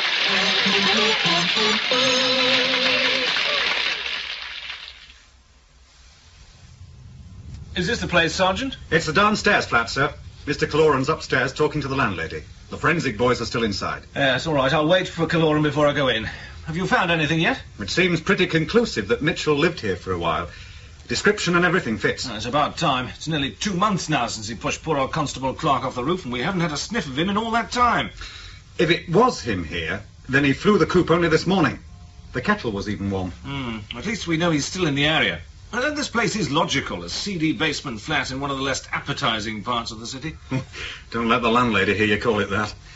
You know, she advertises this place as luxury accommodation in a situation of traditional charm. Sure she does. I hope she mentions the hot and cold running cockroaches. Well, I don't know if she mentions them. More likely she serves them up for breakfast, I think. What did Mitchell leave behind? Odd things. He'd got a cassette machine from somewhere and some tapes that we can't seem to trace. Well, that doesn't surprise me. We're out in the underbelly here. Everything can be bought or sold for a price. What else? Some rather strange items. Mr. Caloran made a list. I'll take a look at it when he comes down. Ah, there you are, Neil. This is Mrs. Gallagher. She owns the house and lets it out as short-stay bedsitters. She called us this morning to say that one of her tenants had skipped off without paying his rent. And when a man called round, she identified Mitchell's photograph. 2 weeks' rent he owed me. The swine's put me right out of pocket. I'll have to sell his things to make me losses Yeah, well, I'm up. afraid we'll have to keep Mitchell's effects for the moment, Mrs. Gallagher. Some of them may have to be used as evidence. What? And how am I expected to manage? I'm not one of your la-di-da citizens with too much money and no work to do. I've got a living to make, and I can do Now, without just any of you. you listen to me. If you'd done as the law required and checked Mitchell's papers and made out the proper return to Central Command, then we could have pulled him in weeks ago. We're talking about a murderer on the loose, Mrs. Gallagher, just in case you hadn't understood that. I know what your idea was. Yeah, keep quiet about how many tenants you've got, and then you can falsify your taxation returns at the end of the year. And just how is a body to manage in this day and age? The way they chase you for every little bit of credit. Answer me that! If you don't give us full cooperation, I'll see to it that you have to manage a hefty fine along with everything else. And when we've finished with the tax laws, we can start on the health regulations. How do you like the sound of that? It's disgraceful, stamping all over people's private affairs. Yeah, well, don't forget it was you that called us in the first place. Remember that we sometimes have to sacrifice a small amount of liberty for the common good. That citizens' talk, I never saw talk feed anyone. It never killed anyone either, but that's what we're here about. If you've been refusing to answer my assistant's questions, I can have you for obstruction. I got everything I needed eventually, sir. Just had to go the scenic route to get it, that's all. Now, will you please go inside, Mrs. Gallagher, and somebody will bring you the keys when we've finished. That's the last time I'll call on you, Shower, to give me justice. Well, you've just spent half an hour interviewing that. Oh, it's like being beaten round the head with a wet towel. There's nothing really she can tell us, apart from the positive identification, and I've got that signed. Signed? Well, she put a mark on it. Quite distinctive. It's the untidiest cross I've ever seen. Ah, looks like forensic have finished. All yours now, sir. Ah, thanks. The flat was actually built as the cellar, so it's a bit dark down there. Right, you lead the way, son. I suppose you heard about some of the peculiar items we found down here. Just the cassette player and the bootleg tapes, nothing else. You obviously made a few contacts in the underbelly. The cassette player's homemade job, so there must be someone turning them out in an attic somewhere. There are plenty of non-citizens who'd be in the market for a piece of equipment like that. My God, you were right about this room. It's like Rat's Alley down here. You'd have to keep the light on all day. What about these other items? There, laid out on the bed. Ah, yes. Well, what an odd collection. This is the cassette player. It's a non-standard design, so you wouldn't recognise it at first glance. Now, these tapes are something else. They're all pretty old, and none of them are what you'd expect to find in the library. They're mainly technical. Hobby tapes? No, nothing like. More like dead skills, technical primers. This one's electronics, so's this one. These two are both cybernetics. Cyber what? Cybernetics, I looked it up. It's a study of system of control and communications in animals and electrically operated devices. I always wanted to know that. What about the others? Computers. Really? This one's on programming, the other's on something called binary logic. I always thought that black market tapes were all pornography. Just goes to show how wrong you can be. Well, what do you think? That Mitchell gets all his thrills from an old-time education? There's more. The grate was full of ashes. Forensic took them away in polythene bags. They're going to give the whole lot to the security computer for analysis. I'll bet he burnt the books. That means only he and Central Command know why we were supposed to chase him in the first place. And look at this. A left-handed glove? Strictly speaking, it's a gauntlet. That's because of this part that protects the wrist. There's no sign of the right-handed one, so we have to assume that he took it with him when he went. Doesn't seem to be any explanation for it. All for this bag of nuts and bolts. Oh, and you see the loudspeaker in the corner? Take the front off and have a look at the works. He really went to town on this, didn't he? Right. He wasn't satisfied just pulling a couple of wires out. He had to demolish it. Has he got any more little surprises for us? Is that everything? That's just about it. Mitchell seems to have been travelling light. Conclusions? Hard to say. He had some credit, so he could have run, but he stayed in the area and spent it on this black market stuff. Can't have been cheap either. And that black glove, it's leather. More credit gone there. And he leaves one behind. Forgotten in the heat of the moment. Heat of what moment? He seems to have been pretty secure here. The only reason we know about this place is that he decided to walk out without paying his rent. And he did that all in his own time. That suggests that he'd finished with it and wasn't worried about covering his tracks. The tapes, what about them? They all have a common factor in computer logic. I played a couple. They're explained for laymen, not too hard to understand, but certainly not the average citizen's choice. The one on programming was in the machine, half finished. That must have been where he was up to when he lost interest. Or found what he wanted. Did you keep the place where he finished? Sorry, sir. The controls on the machine are non-standard, and when I tried to eject the cassette, it rewound. Oh, damn. Well, it's a bit of help. This obsession with computers can only mean one thing. Central Command? What else? Ties in with the smashed loudspeaker over there. Music's fed directly out of the Central Command library. If only we knew what was in those books he got his hands on. Can't you ask Central Command? I have 3 times, and every time it comes out classified. Any chance that Forensic will be able to make anything of the burnt pages? What if they do? They can only feed the results into the machine for interpretation, and the machine can just censor it. No. Central Command seems to think that whatever Mitchell knows makes him very dangerous, and it's scared of anybody else having the same knowledge. And whatever Mitchell found out, it's turned him against Central Command. Yeah, which is the strangest part of all. Mitchell's a citizen. The machine feeds him, clothes him, protects him, entertains him. It nurses him from cradle to grave. There's nothing he could ever wish for that he can't already have without working for it. How could he conceivably hate it? Killing Constable Clark must have turned his mind. Citizens don't kill. It's just not in him. Well, if he has any ideas about trying anything, he's picked the wrong place. How do you mean? We'd have no chance against Central Command security. In all that immense building down Riverside, nobody's ever set foot beyond the library section in the last 100 years or so. It's a bit hard to believe. What about maintenance? Well, the beauty of Central Command is that it's completely self-contained. Apart from a few cleaners in the library, everything's done by robot machines under the computer's direct control. I've been told it's like another world in there. Machine shops, test rigs, communications, you name it, and it's there. Except that it's for machines, not people. And how can you be so sure that Mitchell isn't going to have a go at this? Oh, I'm not saying he may not have a go, but he'd be dead before he got 10 feet. Central Command security system is the most sophisticated ever. From the minute you walk in the door, the machine keeps tabs on you wherever you are. There are eyes in every corner and ears in every wall. One wrong move and, well, it's never happened yet. But just suppose. Suppose that the reason for Central Command being worried is that Mitchell's found a way to beat that system. Oh, you're joking, surely. After reading half a dozen antique books and a few bootleg tapes, you've been watching too much TV. Come on, I'll buy you a cup of tea back in the canteen. Well, what have I done to offend you? Good afternoon, and welcome to the Library Division of Central Command.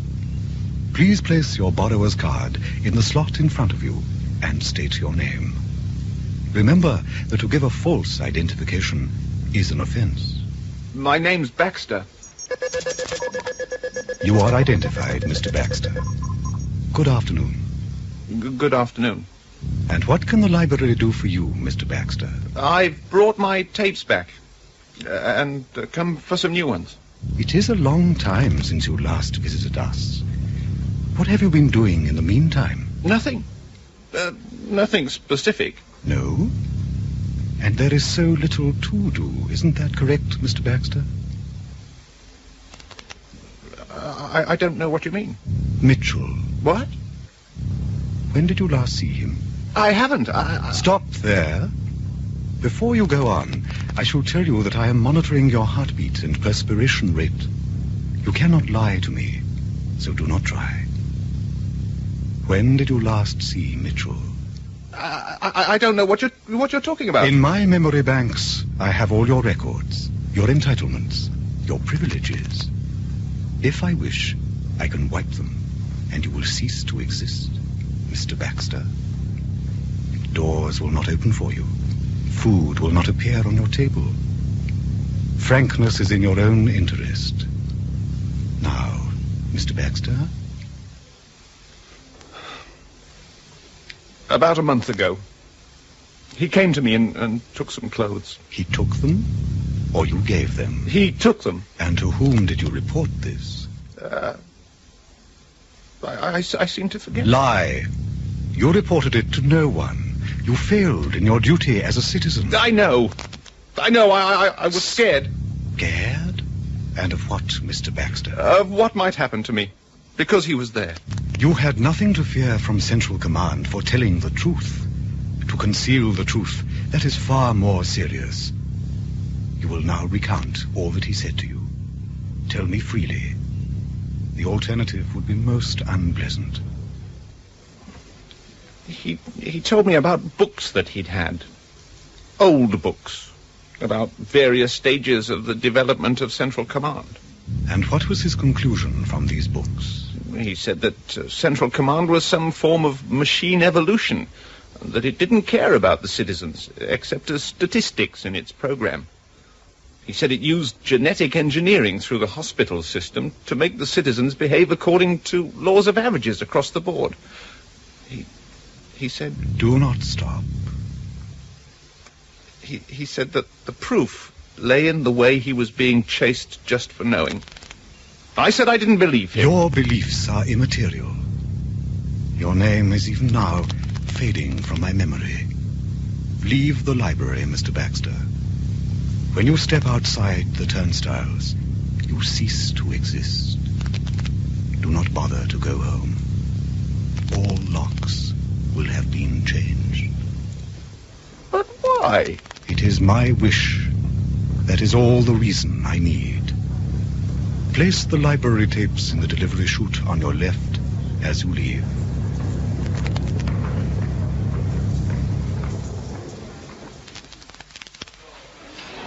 Good strong cup of tea, that. What are you doing? Checking my teeth to see if there's any enamel left on them. You could be checking the teleprinter to see if there's anything new on Mitchell yet. You're a slave driver. It's motherly concern. I'd like to see my boys succeed. Anything in the bulletin? No, nothing. Wait a minute, though. This one might be a time. Huh? A grievous bodily harm case in the underbelly. Might turn into murder as the woman isn't likely to survive. We gather she's a prostitute. But here's the important bit. The statement she made before the last relapse specifically mentions a man with one black leather glove. Ah, might be our boy. If it is, he's sliding downhill rather fast. Just a minute. Hello? Randall speaking. Who's that? What? Oh, of course. Yes. Yes, I'm listening.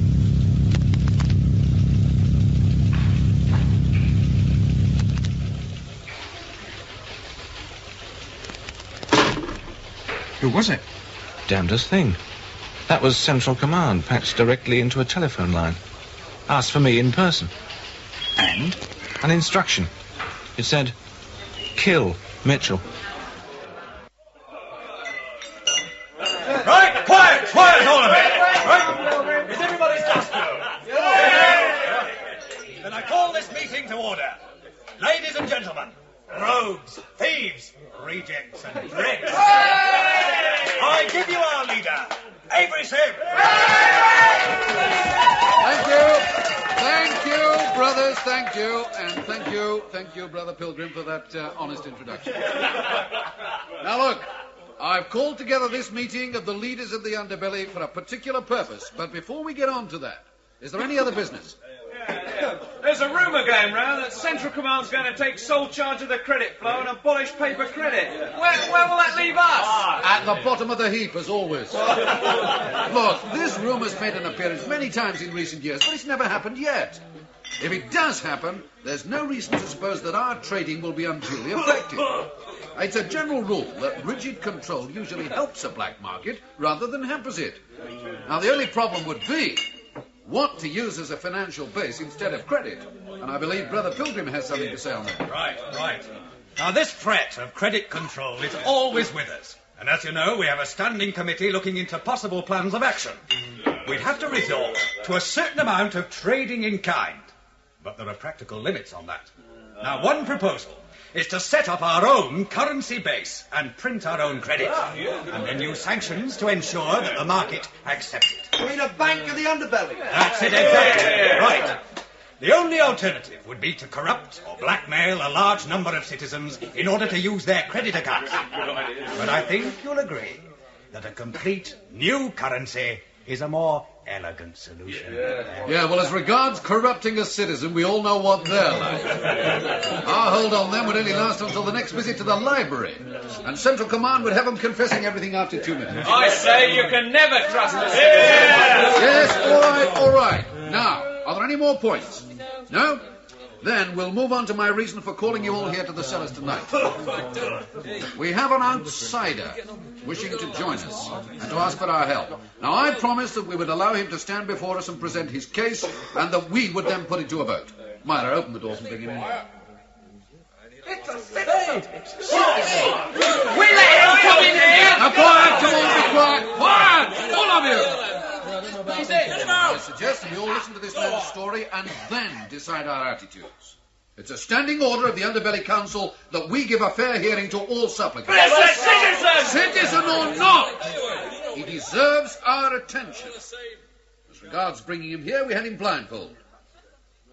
Now, citizen, You stand before the High Council of the Underbelly at your own request, and you see around you representatives of all parts of society which Central Command chooses to ignore. To Central Command, we're all individuals of no value. We have no place in its graphs or its projections. We are instead what we make of ourselves. Speak, citizen, and we'll hear your case. A citizen I was, once, before my eyes were opened. Now I'm nothing and nobody. My name was Baxter, until it was taken from me and thrown away. I've come to you to tell you my story, and ask for your help in my search. Tell us your story, then. From it, we'll decide if you merit our help. To my eternal shame, I disbelieved a friend and wronged him. I can only make poor amends by offering you the message I chose to ignore, and it's this. Total government by computer was never authorized by men. It's the result of a slow process which went under the name of progress, but had all the trappings of decay. Once man built machines to suit his needs. Now the machine is tailoring men to suit its own ends. Once I was a citizen and proud to be so. Now I know that my looks, thoughts and behavior were none of my own, but rather the preferences of the machine for its own convenience. Now I know that all citizens are the results of controlled breeding, and their proportions grow every year. Perhaps you don't understand me. We understand you very well. We show no surprise because all this is known to us. None of us has the shuttered mind of a citizen. What do you know of breeding control? Well, nothing.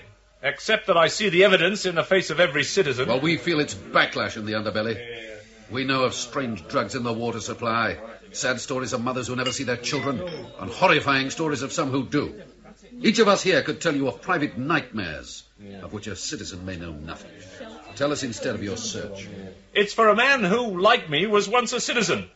His name is Mitchell, and I've done him a great injustice. Am I to suppose that you know him? We do. He stood before us as you do now, and he told us the same story. But then you can help me find him before Central Command's security forces do. That, I'm afraid, is not the case. Outcast as he is, we could not accept him into the underbelly. We number many criminals in our ranks, but we could never allow ourselves to open our arms to a murderer. Mitchell was never a murderer. He killed once and by accident. We know of the death of the police officer, but Mitchell told us of others since. Calculated executions of his pursuers. That we could not countenance. You turned him away? We wished him well on his journey. His case was put to the vote, as yours now will be. Baxter has spoken for himself. Will anyone speak against him? I say there can never be a place for a citizen with us. Not while there is the chance he may be a spy for Central Command. Know what he knows and still belong to Central Command. With his citizen's face and manner, he could be a valuable asset to us. As I remember, you were in favour of accepting Mitchell. It's only the standing orders that stopped you. Listen, we were all in favour of accepting Mitchell. It's not Mitchell that we're discussing now. I put it to the vote. In favour? Aye. Against? I'm against. Then the underbelly is in favour, Baxter. We recognise you and give you back your name. Every man in this cellar and those he represents offer you help when you need it, and expect the same in return. You have my gratitude. Thank you, but I can't stay. My only thought is to find Mitchell and stand by him. And we would not stand in your way. Wherever you go, you'll still be one of us. Right, I call this meeting closed. You're all welcome to stay and finish your drinks before you disperse. Now, Baxter, will you come with me? I'll need to be guided back to the city outskirts. I came here blindfold, remember? I think you may find that unnecessary. This is your own house. Well, we led you around a little to confuse you. If the boat hadn't been in your favour, it would have been unwise for you to know the location of the council. Myra, can you bring us some food in here? I want to talk to Baxter for a while. Have you any idea where Mitchell went when he left you? Very little, I'm afraid, although he stayed with us for several days before he moved on. He seemed to have some kind of plan in mind, but he wouldn't say what it was. He had a bag with him, which he wouldn't let anyone touch, and well, that's really all I know. Who talked with him before he went? Is there anyone I can speak to? Perhaps. The underbelly is on your side. We hate the citizens, but we tend to see them as victims. You have numbers and you have organisation. Why don't you hit out at Central Command, knowing what you do? Perhaps you could even turn the citizens against it. Oh, that's doubtful. You know how much it takes to convince a citizen of something like that. Besides which, we don't see it as our job to attempt to change things. One society or another, good or bad, we exploit it all the same. When it comes to justice and fairness, we look after our own. I find that very hard to believe, that you could know what's going on and not care. Not care? What gives you the right to say we don't care? You claim that you know what Central Command does to us all in the name of efficiency. But I wonder if you really understand. You forget yourself, Baxter. Remember, you're a guest. I can't forget that I once had a closed mind. Then I will open your horizons a little more. Come with me. We in the underbelly aren't reared on the cheap renting passions of library dramas. Survival is a high enough aim for us. You see this door? Only 2 keys will open this lock. This is one of them, and Myra has the other. When you step into the room, stand by the door. It may take a moment for your eyes to adjust to the light. I can see nothing. It's too dark. Carrie, will you come forward? Oh, my God. I warned you of private nightmares of which a citizen may know nothing. This is my son, Baxter. Can he hear us? Oh, he hears, but he can understand little. Lean over him and smile. You'll make his day. This is Baxter, Carrie. Come to say hello. Hello, Baxter. I am pleased to see you. My son is one of the victims of Central Command's efforts for a statistically perfect populace. We'll never know if it was something in the water or the food or whatever. Never again say that the underbelly has no understanding, Baxter. I'm truly sorry, Avery Sim. We'll leave now. Exposure to light isn't good for him. Goodbye, Daddy.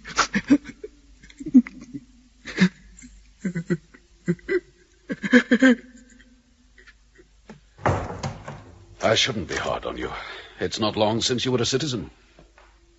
Every day my ignorance brings me shame. Trust only what you decide for yourself. Mitchell must have taught you as much. You said there were some people I might see. People who may help me follow Mitchell. I'll arrange it for you. But first come and eat. You'll make little progress around the underbelly without a guide. Yeah, all right, settle down now, settle down. Killorn, will you stand by the slide machine? Will do, Chief. Now then, you all know why you're here. Practically every day, Central Command allocates more resources to the Mitchell case, and you lot happen to be today's allocation.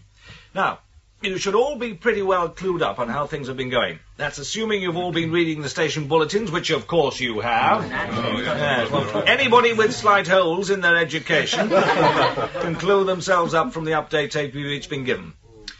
I wanted you all in one place to give you some of the information that can't be included on that tape for reasons which I hope will become fairly obvious.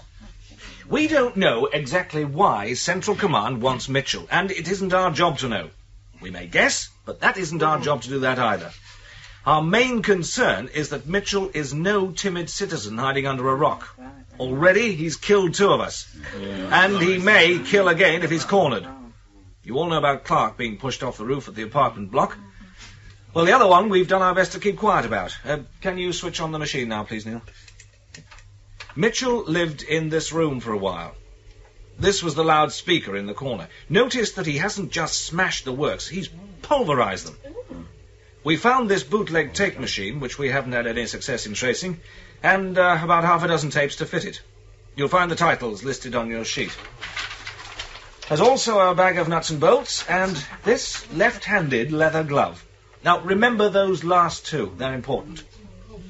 Now, in Mitchell, we've got far more than a grouse against Central Command. I don't want it spoken of outside this room, but so far, I've had 3 direct telephoned instructions from Central Command to kill Mitchell the moment he's found. Now, I know that's as unorthodox as you can get. There's no way I can obey that order, as Central Command refuses to put it into writing on the Daily Telex. But I think it shows us that we're into something very unusual. Can we have the lights up, please? Now, I'm not asking for any theories. We've tried them all. Central Command wants Mitchell found. I want Mitchell found. You'll all get your instructions via your own departments. And Thank you for coming here this morning. No more progress, then? Well, what do you think? It's like banging your head on breeze blocks. We haven't got a chance in hell of catching Mitchell without having some idea of what he's likely to do next. And as long as Central Command won't tell us why he ran in the first place, we're wasting our time. He ran because he was chased. But why chase him to begin with?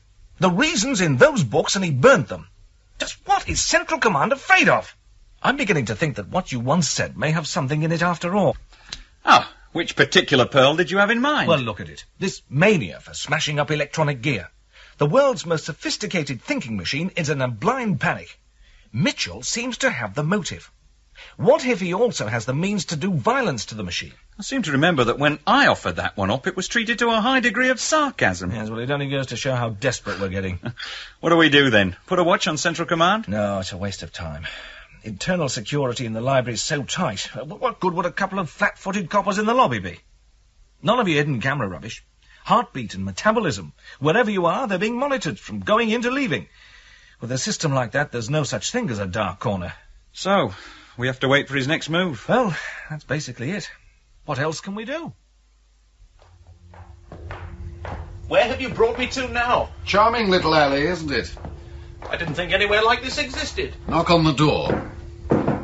It's open. Yes, usually is. Follow me in, and watch your step. It'll be dark inside. Come on out, Morton. I know you're watching. Why, Avery Sim, this is such a pleasant surprise. Come off it, you old liar. You had spies on us from the end of the alley. There is bound to be some local interest. We get so few visitors here. I'm surprised anybody ever comes to this stinking hole at all. Why don't you at least tidy it up, Morton? I would need help, and help is not cheap, Avery Sim. Besides, what difference would it make to those who never see it? Don't try telling me the poverty story. Contact the Underbelly Council, and you'll have all the help you need. I shall bear it in mind, Avery Sim. But I am neglecting the courtesies. Let me bring you some tea. That will be most agreeable. Why is it so dark? I can hardly see a thing. Oh, Morton and his brother have been blind since birth. But it hasn't stopped them building up the biggest black market business in the Underbelly. They're part of a big family. Nobody would dare to cheat them. And you think Mitchell traded here? In the Underbelly, you never give away your contacts, so Mitchell never said. But I understand he had an illicit cassette player, and there's nobody else with enough weight to fill an order like that. Morton could have the goods in your hands within a fortnight. Within a week. Hey, you're supposed to be making tea. I hope the jasmine is to your taste. The flowers float on the surface, so be careful that they do not choke you. Thank you. I wanted you to meet Bagster. He's new to the Underbelly. New, eh? If he convinced the council, that is good enough for me. You are welcome in my house, Baxter. Thank you. Avery Sim tells you of my blindness, but not of its compensations. All ranks are equal before me. Even a citizen may meet with courtesy. How do you know I'm a citizen? You were a citizen. It has its own smell, sterile and lifeless. Even now you are losing it. Bagster is looking for a friend. The council is hoping that you may be able to give his search some direction. Would this by any chance be connected with a name I heard you mention in such hushed tones a moment ago? Your trading prowess is famed throughout the Underbelly, Morton. If the need is great enough, they all come to you. I am truly flattered. For that remark, you may have more tea. I don't believe I've ever had this tea before. Feel honored, Bagster. Outside the Underbelly, its price would be phenomenal. And within the Underbelly, its price is academic. I own the sole source of supply, and I reserve it for myself and my guests. Now, speak to me of your search. I'm looking for the man named Mitchell. I owe him something. And you will throw away your citizenship to find him and pay him back. My citizenship was taken from me. It was that which stood between me and the truth. The truth is never cheap, never easy. Mitchell was here. Citizens have been brought to me before. Always they have wanted comfort, luxury, pleasure. Mitchell wanted knowledge. I got his machine, even with great difficulty his tapes, and I cut my rates to a minimum for him, the absolute minimum. We know that he stayed in the Underbelly for about 3 months. Where did he go when he packed up and left? There, I am as ignorant as you, but I think I know why he left. Why? He left because he was ready. Ready? For what? There I can only guess.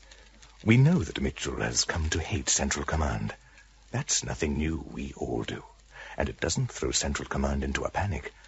But as soon as the computer hears what was in the tapes that I supplied to Mitchell, we get reports that the police search intensifies every day. So, what's the reasoning behind it? There's one obvious explanation. Somewhere, Mitchell's found a way to attack Central Command.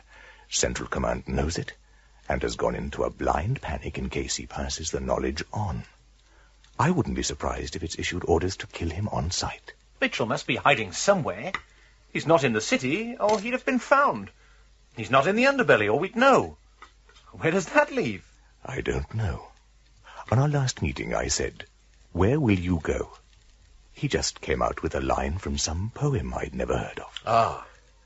I think we are in Rat's Alley, where the dead men lost their bones. That's it. That's it exactly.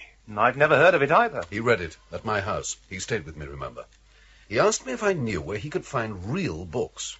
Well, I have one or two locked in an old chest. Family property, you see. And so I let him have a look at this one of poems. He was very taken with that line. He read it aloud several times. Can't really say I understand what it means. Well, it was one of the last things he said when he was here. I'm sorry if it is of little help.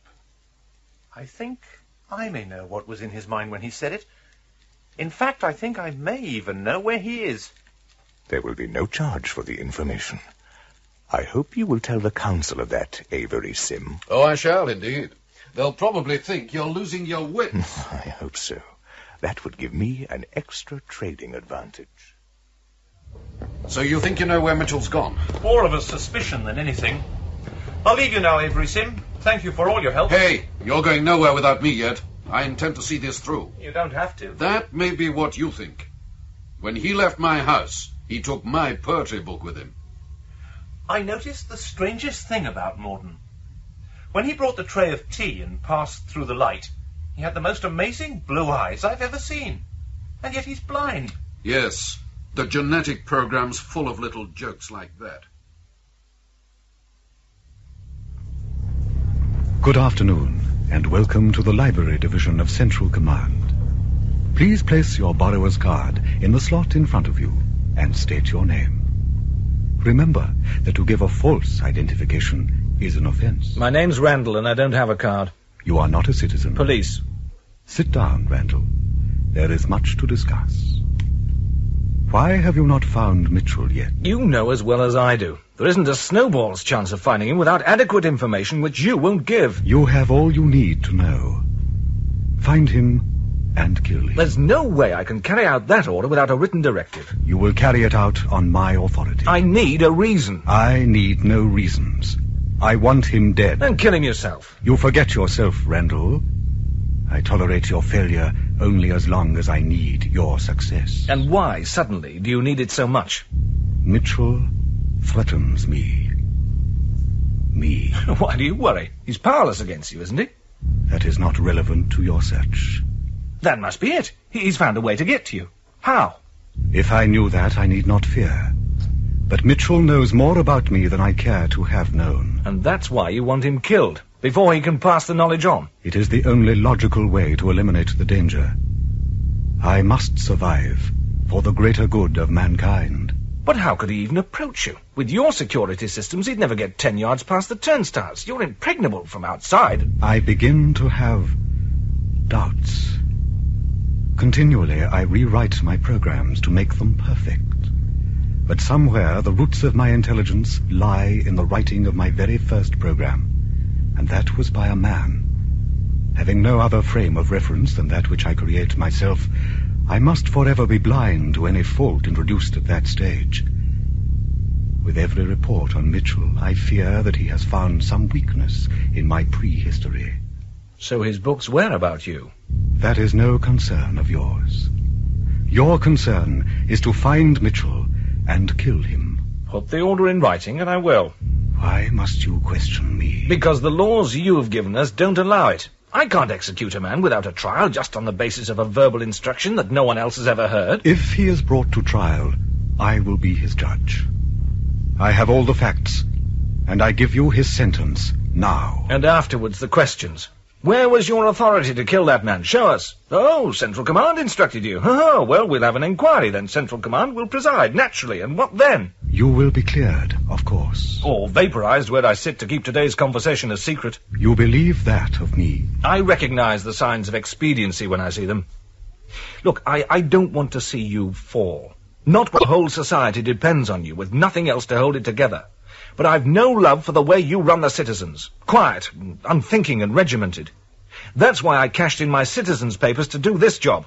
And I've seen enough in it to know that you'll always follow the shortest distance between 2 points of a problem. The greater good of the greatest number, you called it. And it is the only way to see mankind progress. That is my program. Yes, which you will pursue, whatever the expense to the individual. What is the life of an individual when you are entrusted with the destiny of a race? I expect that's the thought in Mitchell's mind. You will go now. You will go and find Mitchell and kill him for me. And then we will discuss you. I look forward to it. Where have you brought me to, Baxter? This is Rat's Alley, Avery Sim. The only place it could be. Hold that torch high and keep the flame burning. It's our only protection. But where are we? Directly underneath Central Command. This river was once the heart of the city. Now it's just an underground stream, feeding the machine like everything else. And you think that Mitchell is here? I know he is. Look. Out across the water there. Shield your eyes against the flame. Yes? What used to be a great iron ship over on its side and half underwater. Can you see the lights in the portholes? Yes, I can. No, don't wave the torch about. The fire's keeping the rats at bay. There's another light, out on the water. He must have seen us. It's a raft of some kind. Moving this way. If it's Mitchell... It has to be. Assuming it is. What then? Well, it's up to him. Whatever he says is the next move. Only now there'll be 2 of us, if he'll accept me. 3 of us, if he'll accept me. You, Avery Sim, but why? For my son, Baxter. For Carrie. I said my goodbyes to Myra before we left. I planned this all along. So it wasn't just for your poetry book? I gave the book freely. It was of no use to me. I can't read. Over there. It is a raft. There are torches on each corner. And there's Mitchell in the middle. I've been waiting for you, Baxter. I almost gave up hope. There's a jetty down there. He's coming ashore. Avery Sim. Am I to understand this is an added bonus? You said you were waiting for me. How did you know I was coming? I didn't know. I could only hope. I left you with an idea, and I had to see what its effect was. If you reacted to it and followed me, I'd know there was hope for the citizens. What kind of hope? The genetic program hasn't gone far enough yet.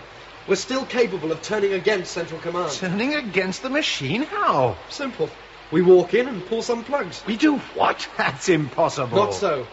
Our affairs are run by several hundred separate computers, some of them in this building above us, and others miles away, linked in by remote lines.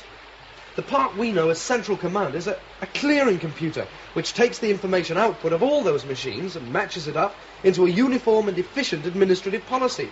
That's what we have to disable. But one of those computers feeding in is the security computer. We'd never get near Central Command. We don't even know where it is. It's on the top floor of this building. Look, understand this. Central Command gets a continuous inflow of information. It makes constant cross-checks to iron out discrepancies. Anything proven to be false is thrown out of the memory. So what are you proposing we do? We present ourselves to the security computer as 3 discrepancies. The security computer will pass the information on to Central Command, and Central Command will check it and throw it out. The security computer will know we're there, but there won't be a thing it can do about it. Why is that? Because Central Command will automatically block any action that the security computer may try to take. You can't program an imagination into a machine. As far as it's concerned, if it can't cross-check that we're inside, then we can't be inside. But this flame, it's burning low. Yeah, we must return to the outside. If that flame goes out, there'll be nothing to hold the rats back. Then I'll lead the way.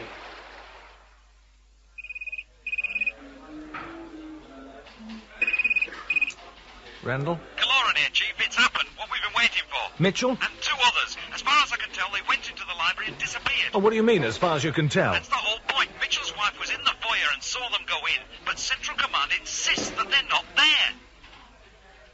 Hey, you! Are you talking to me? I'm police. Oh, are you looking for that woman? Mrs. Mitchell, yes, I am. Where is she? Oh, she's with one of your lot, through the turnstiles and up on the mezzanine. Oh, thanks. You are now entering the library division of Central Command. As you step through the turnstile, Place both hands palm down on the metal plates. Place any luggage on the chute. Thank you. Enjoy your visit. Here, look where you're going. I'm sorry. Kaloran! Over here, sir! God, the size of this place. It's taken me 10 minutes to find you. Where is she? I've got her on a chair round the corner. So far, she hasn't been fit to move. Why's that? Hysterics. My guess is that she's just about managed to clear Mitchell out of her life when there he is, thundering past at top speed. You said over the phone that there were 3 of them. Well, one of them we can't identify, but we think the other may have been Mitchell's friend Baxter. Baxter? We've checked the records. Clean bill of health. That may be so, but in the last half hour I've been trying to check back on those records in case we'd missed anything. What do you mean, trying? They've disappeared. Gone from the memory. Gone from the memory? As far as Central Command's concerned, he doesn't exist and never existed. Oh, hell, this is getting too complicated. It gets worse. We don't know where they are. All we do know is that they haven't left the building, but the computer says that everybody's accounted for. Have you looked for them? I've got men combing the library, nothing yet. Oh, where could they be? Not in any of the manned areas, that's certain. There are corridors leading off this level into the main technical areas, but they're booby-trapped. You sure? Sergeant Bennett was quite badly injured finding out. We're certain that nobody can have used those corridors for years. It's only the maintenance robots that can get through them safely. Yeah, but could somebody be using them now? If they have been, I'd guess that they're lying dead round a corner where we can't see them. I'd like to believe that, but I don't. Mitchell's been too full of surprises to be predictable now. Anyway, let's step over and see Mrs. Mitchell. We've been dosing her with brandy. That's how we managed to get a bit of the story out of her. What put you onto this in the first place? One of the attendants called us. Seems he saw it as well. And where is he now? We don't know. He wandered off and we can't find him. Wandered off? It's this place, sir. It's huge. And we can't get any cooperation from the computer. Oh, Lord preserve us. Mrs. Mitchell. God, how much brandy did you give her? Help me get her back on the chair. She's been helping herself out of the bottle. Mrs. Mitchell, can you hear me? I am not Mrs. Mitchell. My name is Susan of the Steelworks. I am a passionate love goddess, and men are powerless before my... before your breath, I should think. No, before my all-conquering Palcrinium. What's Palcrinium? Oh, to hell with that. Get the bloody woman sober. Mrs. Mitchell. Mrs. Young Mitchell! Man, don't Watch you out! do that to me. Oh, You. Jesus! Whoops. You all right, lad? Can't get my breath. Oh, bit of a mistake to stand over a knee like that. Oh, I think she's ruined me. Well, you'll concentrate more on your work now. Rearrange yourself and find me the attendant who saw Mitchell. I'm going over to one of the terminals to talk to the computer. I think I'm going to be sick. Good afternoon, and welcome to the Library Division of Central Command. Please... Randall Police, remember? What is so important that it can distract you from your search for Mitchell? Nothing.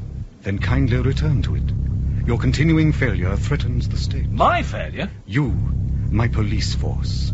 Children, unfit for the simplest task. Tracking Mitchell is not simple. And how have you conducted yourselves? You sit and wait for him to deliver himself. Or you lift stones to see if he crawls from underneath. Or at best you sniff the sheets where he lay a week before. How do you expect us to succeed when you won't even give us basic information? I tell you nothing you do not need to know. The essential fact is yours. And what's that supposed to be? Mitchell is a citizen. Construct the right program and work it through to the end. There you will find him. People don't act according to programs, especially this one. You are only a man. You can never understand. If it's as simple as that, why haven't you found him? It is sufficient that I want him found, and still you fail me. There have been developments. We know where he is. Have him dead within the hour. Now, just a minute. We only know the general area. We need help to narrow it down. Draw as many men as you need. It's not a question of men. Then where is he? He's here. Makes sense. Explain yourself. He's here in the library. Or else he's already moved on to the unmanned areas. Don't you understand? I understand that your period of usefulness to me is rapidly drawing to a close. Look, he was seen... Seen?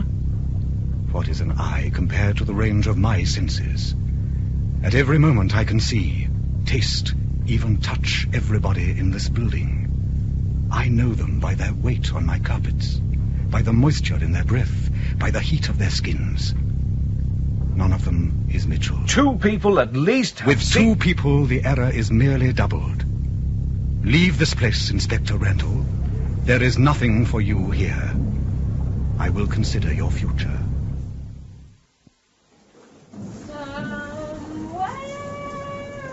Anything? Not from the machine. If Mitchell is in here, he must have found some way of bypassing the security. Is that possible? Well, the computer certainly doesn't think so, but it can only see from the inside.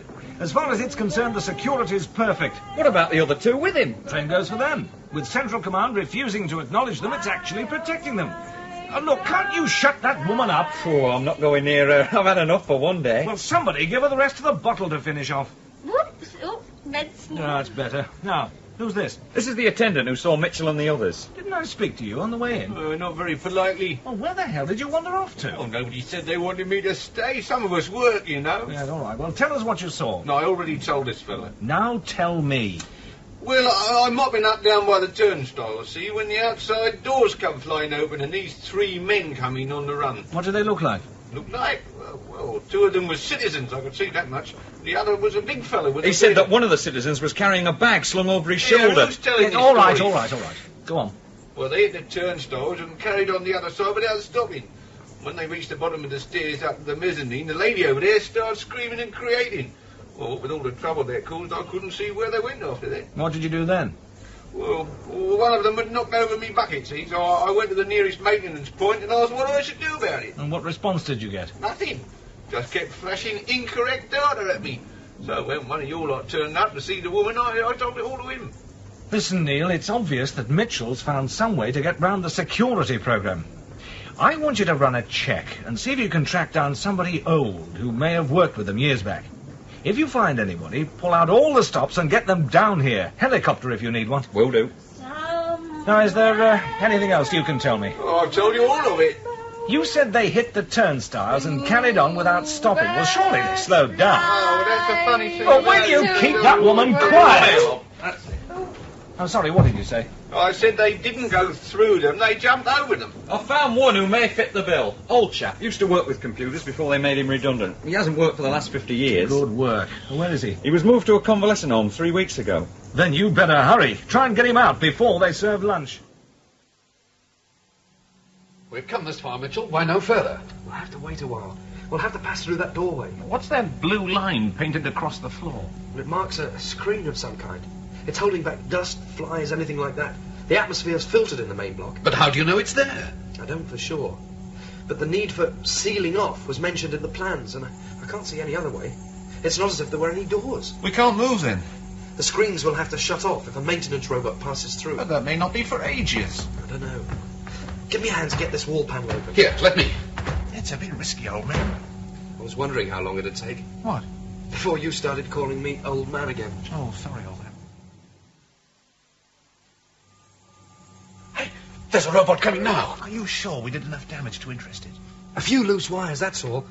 Now, do we all know what we're doing? When the robot goes back through the screen, I walk in front and step through as soon as the screen switches off for it. And I come through behind the robot before the screen switches on again. Well, I jump on its back and ride through. I just hope it can take the weight. Oh, there shouldn't be any problem. I've seen them before doing minor repairs in the library. They're built like little tanks. Look, there's something I don't understand. You say we've cheated the Central Command computer into thinking we're not here. Now, how we're supposed to have done that, I can't comprehend. But never mind that. What's confusing me is, why do we have to go through all this if the security systems are supposed to be ignoring us? Because this isn't a security device we're facing. It's a piece of building maintenance we have to get round. As far as the actual security systems are concerned, we don't exist. But how have we managed? Look out, that robot's coming this way. I'll explain it all once we're properly inside. Now, get on either side of the door. Do you hear that? The screen's dropped. I'd say we'll have 4, possibly 5 seconds to get through. That should be time enough. It's going over to the panel. Do you think it suspects anything? It can't suspect. It's just an extension of Central Command, and that's where we're safe. Besides, it was only a short circuit. A place of this size, there must be dozens every day. What's it going to be like on the other side of that screen? I've no idea. It must be at least 60 years since any man has set foot in there. The records are so hazy, it could even be anything up to 150 years. And in all that time, Central Command has been continuously redesigning and rebuilding. We have to be prepared for anything. I think it's finished. Right. Stand by. Now, Baxter. Look out! You're dropping the bag. Carry on, I can grab it. No, leave it. Oh, quick! Help me pull him through. I couldn't hold on to the robot's back. I had to drop it. Oh. Am I still holding the bag? Yes, let it go now. You'll have to do it for me. I can't open my hand. How is it? Burned, not badly, but I think it goes all the way through, like it's been in a microwave oven. Oh, God. You should have left the bag, Avery, son. It wasn't important. You considered it worth bringing. Whatever's in it must be of some importance to you. I'll tear my undershirt for bandages. Let me have yours, Mitchell. Oh, we can make a sling as well. Yeah, of course. The pain is nothing. I feel nothing from the shoulder down. The pain will come later, and then we'll have problems. You keep him talking while I strap him up. I promised that once we were all well inside, I'd tell you why Central Command's security computer is ignoring us. Well, the answer's simple. Did you ever hear the old saying that a computer is extremely stupid? Yes. Yeah. Well, take that to its logical conclusion. Build an immense computer, and you get stupidity on an immense scale. Remember what I told you to do when we reach the turnstiles. You are now entering the Library Division of Central Command. As you step through the turnstile, place both hands palm down on the metal plates. Place any luggage on the chute.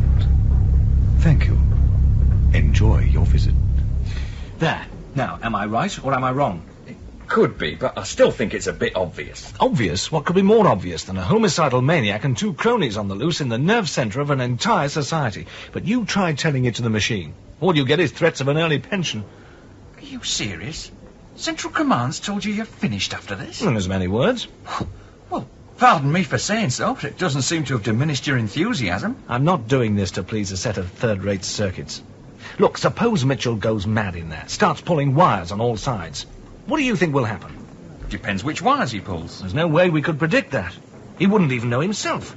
But with every wire, something breaks down. It might be water supplies. It might be welfare payments. Little things in themselves. But there isn't the knowledge or the expertise available anywhere to prop everything up. You know I've got no love for what Central Command represents. That's why I renounced my citizens' papers and took this job.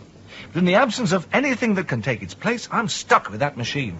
After all that, I find it hard to believe that Mitchell's just walking round in there and being ignored. Look, forget the library for a moment. Imagine you're running a building and you want to economise on manpower. You can't afford the credit to hire people to keep constant checks all over the building. So, you install two turnstiles, one going in and another coming out. Now, on each turnstile you put a meter to count the number of people going through. At the end of the day, you compare the 2 meters. When they show that the same number of people have gone out as came in, then you know the building must be empty. So you shut up shop and you go home. But say somebody hops over a turnstile when you're not looking. He doesn't get counted, so you don't know that he's there. That's Mitchell. And his 2 friends. They were seen going in, but they weren't counted. The computer's logical conclusion is that they're not there. Wait a minute. That theory won't hold water. You told me that the surveillance inside the library is so tight that the computer knows where everybody is all the time. It can hardly ignore 3 unaccountable bodies. You wouldn't think so, but I'm not sure. I'm hoping for some enlightenment from this trick cyclist you're supposed to be snatching from the jaws of the crematorium for me. Shouldn't he be here by now? We had a radio report 10 minutes ago. He was in the helicopter then. Well, let's go outside and look for it then. As soon as he arrives, I'll give him the theory and see if he has any reaction. I think I have to rest. Please carry on.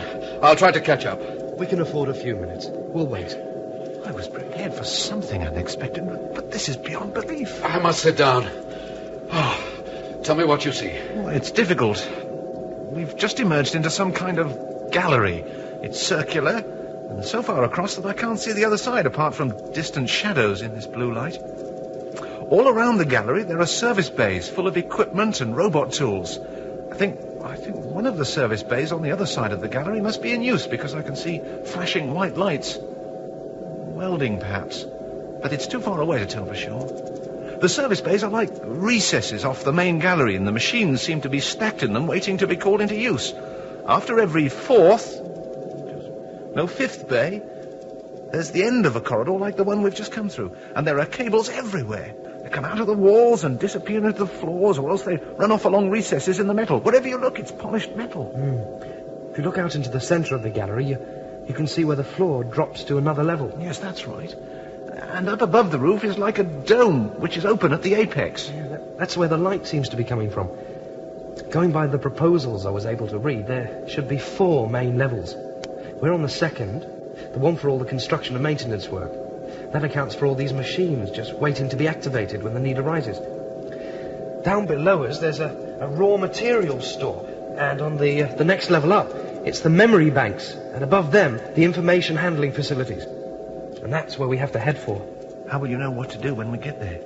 It's the one area which can't have changed since the proposals. A surgeon couldn't do a brain alteration on himself. Neither could Central Command. Somewhere up there, it's still running its original program. Improved and extended, but basically the same. There are 3 keys to turn, and that cuts the power. It's as simple as that. And what then? Well, nothing you'd notice. This building would be dead, of course, and the library would shut down. Everything else, all the services, would go on as normal. But there'll be no policy in it, no manipulation. All the little computers, which fed their information into Central Command, won't be matched up and altered to suit convenient statistical trends. The idea that Central Command supports us is a myth. It doesn't. It never has. It coordinates our activities for its own convenience, that's all. What about Avery Sim? That arm's starting to hold him back. I know. There's some climbing ahead to get to the upper levels. I hear you. If there's climbing to be done, let's move on and do it.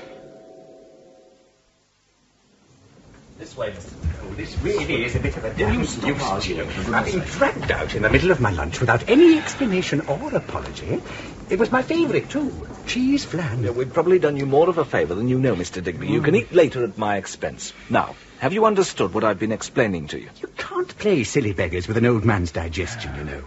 I get used to set meal times. I'll probably be ill for a week. Mr. Digby. What? The turnstiles. What about them? Haven't you heard anything I've said? You mean about the hopping over and being ignored and everything? Oh, yes. It's all very feasible. When are you thinking of trying it? I'm not thinking of trying it. Oh, well, I'm far too old to be doing it. I'd never managed the jump, for one thing. Mr. Digby, nobody's asking you to try it. Oh. Can I go home, then? Mr. Digby, it says in your records that you trained as a computer operator. Oh, that's right, yes. I had hopes of becoming a programmer, but I was made redundant at the age of 18. You mean you were made a citizen? Oh, it amounts to the same thing. I'd begun program training when Central Command announced that all the regional computers would become self-running. There didn't seem a lot of point carrying on after that. So you know something about how computers think? Oh, think. Computers don't think in the accepted sense. All they can do is add or subtract. I don't understand. Well, a computer uses circuits, and a circuit can only be either open or closed. I suppose you assign a value of yes to one state and no to the other. Now, when you want a computer to work on a problem, you have to freeze it as a long series of questions with yes-no answers. That's called a flowchart. And what's the next step? You have to translate the flowchart into one of the computer languages. And that's your program. This question and answer business sounds like some child's game. Oh, very much. Why do you think I wanted to be a programmer? I don't understand this business of a computer language. Central Command speaks to us in English. Oh, yes. Oh, it speaks in English, all right. But it thinks mathematically, if you insist on calling it thought. Because it can only count on open or closed circuits. It has to use a binary base. One of Mitchell's books had binary in the title. Ah. Can you explain what that is? Well, it's maths with a base of 2 instead of a base of 10. Men have got 10 fingers, right? So when they first started counting, they'd count up to 10, and then put that set on one side and count up to 10 again. When they had 10 sets of 10, they called it 100, and went back to 1 again. Do you see? Yes, I think so. Well, a computer only has the equivalent of 2 fingers. Now, that's the open circuit and the closed circuit. It counts up to 2, and there's its set. When you're writing a program, you have to translate all your ordinary numbers into binary numbers and detail all the operations with keywords that the computer's already been programmed to understand, you see. So one of these programs is a pretty complicated affair. Oh, extremely. Fortunately, the computer can run it through at very high speed. Once it's programmed for a certain task, it can repeat it over and over with different variables, and it won't need a new program. But that is not thinking. There's no room to introduce a concept that isn't already written in. And this is how the Central Command program works. Oh, that's putting it very simply, of course. Now, imagine thousands of little programs for every conceivable problem. Subroutines, they're called. And these are all coordinated into the main program. That's Central Command. So in that context, why is Central Command ignoring our men? Because of the way the original program must have been written. Not by a man, but by another computer. Now, that computer had no reason to expect an act of outright disobedience, like jumping over a turnstile. Remember the flowchart. It's either yes or no. Go or no go. They're either inside or they aren't. If it's in the Central Command program to accept the turnstiles as conclusive evidence, then they can't be there. Mr. Digby, you've been a very great help to us. I'll see that somebody takes you out for lunch before you go back. But I'd like you to stay around for just a little while longer. Oh, you're quite welcome. I can't ever remember being asked about my work before. Oh, and I'll be wanting the cheese flan. Goodbye. Well, what do you make of all that? Obviously, you're right. Reminds me of a kid's rhyme. What's that? As I was standing on the stair, I saw a man who wasn't there. He wasn't there again today. I wish that man would go away. Is it much further to climb? About another 20 feet. If you look up, you'll be able to see me. Oh, I'm not looking up. I'll need the energy for climbing. Rest again if you need to. I'll take your weight on the cable. I'm all right. I'll rest at the top. I don't understand how he's made it so far. The pain in his arm must be terrible. I can hardly ask him to turn back at this stage. They'll probably grab him as soon as he stepped outside. And won't the same apply to us when all this is over? I doubt it. There's bound to be confusion and we can slip out unnoticed. Our names will have disappeared off the files and we'll be able to go back to the underbelly. Can I ask you to pull me over the edge? Of course. Come on. We've got you. Thank you. I'm afraid that in the near future you may have to go ahead without me. I'm slowing you down. There's no real hurry. Yes, but I don't think I can manage another climb like that. There were plenty of footholds on the piping, but the effort's too much with only one arm. It gets easier from here. While you were covering the last few yards, I had a look round. What did you see? Well, this is the level of the memory stores. The roof is about the same height as the maintenance level below us. There are towers full of clear blue liquid, hundreds of them, and they're all pulsing with dim light. Those are the memory banks. As far as I could tell, a current goes through them and arranges all the molecules to store the information. That's why they glow. What do you mean when you say the going gets easier? Well, there are glideways just wide enough for the maintenance robots. The whole level's like a honeycomb from floor to ceiling. All we have to do is to walk up to the next level, making sure there isn't a robot using the glideway that we're on. And if there is? Well, we just step aside at an intersection until it passes. Well, that doesn't sound too bad at all. Right, I'm ready to move. Come on, then. We'll take it slowly. No, I refuse even to contemplate such an ill-formed notion. My security is perfect. You only think it's perfect. That's because you can't imagine otherwise. I deal in facts, not ill-conceived human flights of imagination. I am machine, not subject to your irrational fantasies. You just won't listen, will you? I'm explaining the truth and you're not interested. Truth? Truth? Save your subjective ideals. I will tell you what the truth is. Listen to the evidence. You must be getting hundreds, thousands of stimuli that all point to the same conclusion. 3 men have bypassed your turnstiles and are walking round inside you. Such a concept does not even exist. Then how can I even describe it to you? Mere semantics of a language not my own. I am wiping you from my memory, Randall.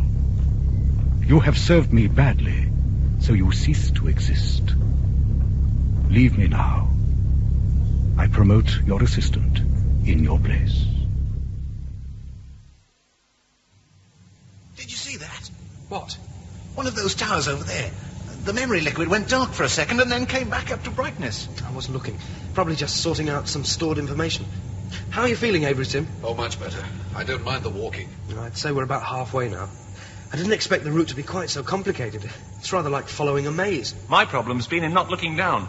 It's a long drop with no handrails. The robots don't need them. They'll concentrate on staying in the middle of the glideway. Shh. Speaking of robots, I think there's one coming. I just felt the vibration. In front or behind? There's no way of telling. Stop and listen then. I can't hear anything. Are you sure you felt a vibration? Positive. We'll just have to go on until we see it. And then get out of the way. Look, there it is. I knew there was one. But why's it stopped? I don't know. We'll have to follow that fork to the right before it. I think we're in trouble. There's another one coming down that path. Well, back to the last intersection, then. There isn't enough room for them to pass, and well, we've been pushed off. Oh, hell, we're cornered. I don't like to say this, but I think Central Command must know we're here. But I thought that wasn't possible. So did I. But look, 3 robots on a glideway made for one. Central Command isn't capable of that kind of inefficiency. But how can it know? Well, we only bypassed the security program. Or rather, we didn't bypass it. We blocked it from taking any action. Perhaps it's trying to get to us some other way. Through the maintenance program. Looks like that. We can't stay on this path. We'll be pushed off the edge. There isn't another within 20 feet of Look, us. how about this idea? We go forward to the intersection and wait for one of the machines to move. When it reaches the intersection, we let it trap us on one branch of the fork. But when it starts to close in, we step across to the other branch before it can reach us. That should put us outside the net. When we step across the gap, it'll be over a drop of 80 feet or more.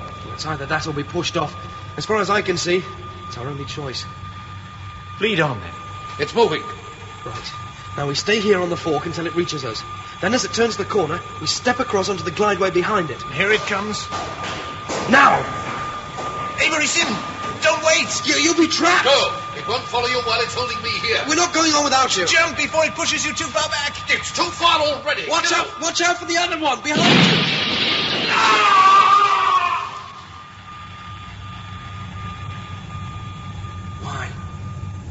Why did he do that? For his son. For Carrie. You won't escape, Mitchell. I'll get you next time. Did you hear that? Yeah. It knows we're in here all right. We better keep moving. It did what? You heard? The bloody machine fired me, stripped of rank and responsibilities. And you're just going to accept that? Like hell I am. There's only one thing I can do. We're going in after him. I'm going in. I'll need you on the outside. Now look, first I need an explosives man. And I want you to get me a revolver from stores, and some ammunition, and some life-saving... Mitchell, wait a minute. Can't wait. We have to get off the glideways before more robots can surround us. But we can't stop to argue. Avery Sim died to buy us time. We mustn't waste it. But it's all a waste of time now. You heard it back there. The computer called out to us. It called to you by name. It knows we're here. It even knows who we are. Of course it knows. It knew from the moment we jumped the turnstiles. Then how... Knowing and acting are two different matters. Look, those turnstiles are tied direct to the security computer. The security computer has control of all the anti-intruder systems and also reports back on security status to Central Command. So why... The security computer is the only one we've blocked. The other subsections of Central Command had no security powers. Or so I thought. Seems you were wrong. No, but I underestimated. I think the computer must be seeing us like images in a dream, half aware and slow to react. If it has a subconscious, then that's where it sees us. We've tied up security, so it's trying to adapt its other programs to use against us, like the maintenance robots. And what else can we expect? Look, I'm as much in the dark as you are. I don't know how fast it can work, and what the resources are. I don't know if it's ever had to do anything like this before, but I'm gambling that it's feeling its way. That's why we can't wait. Go on. I'm behind you. I wonder if they can guess any of this outside. Are you sure of that? Just a theory, of course. I can't be sure. Something new, Chief? Mr. Digby here has come up with an idea to explain the huge power drain we've had into Central Command for the last half hour. He reckons that Central knows about the 3 jolly boys on the rampage and is, well, what was it, Mr. Digby? Reprogramming. Trying to create new ways to deal with the problem by rewriting the programs. But won't that apply to you when you're going after them? I'm afraid I have to assume so. Did you get the explosives? They just arrived. I sent the van onto Riverside, like you said. You're not doing the turnstile trick, then? I'd have no chance of catching them that way. They've had far too much of a start. We know they're heading for an area called, what was it, Mr. Digby? The central cortex. The central cortex. Mm-hmm. Thank you. That's on the top level down by Riverside. I want to blow a hole in the side and go straight in and up to this cortex place. It's more direct, so there's less risk. And then? If they won't come back, I'll have the revolver. You think you'll be able to use it? 2 of our dead say I will. Now, come on, follow me down to the entry point. Right. These corridors were made for people. Look at the light fittings. Yeah, we've reached the part of the building that used to be inhabited before Central Command closed it off. You mean people lived here? No, but they worked here. They were helping to develop the self-sufficient computer. I imagine they were quite surprised when they succeeded and it booted them out. These doorways must lead to offices, then. Probably. Try one, take a look. Are you coming? No, I'll watch the corridor. I don't want anything to creep up on us. The doors aren't locked anyway. There's a complete office in here, a desk and filing cabinets, but there's dust everywhere. Mitchell, I know you are there. What? Where are you? You know where I am. I am all around you. Why must you hate me? How do I hear you? Walls, floors, ceilings, wires. I use them all. With them I hear. And when I reverse the process, I speak. I am alive, Mitchell. You know that. Why would you do me harm? How do you know who I am? I congratulate you. You have blinded me and tied my hands. But remember, you have not disabled me yet. Can we not talk? Come to some arrangement. The consequences otherwise could be so unfortunate. We've nothing to discuss. Please do not close your mind. Our contact could be so constructive. I do so wish to understand the nonconformist, to grasp his place in the scheme of things. No! I don't want you to understand me. You've no right to that. Then you leave me no option. I have powers beyond my security systems. Look at this overcoat. It must be over 100 years old at least. Get back in the doorway. What's back? What's happening? It's the wiring. It's being massively overloaded. That was a light bulb. Plaster's burning and breaking off the wall. Cover your head.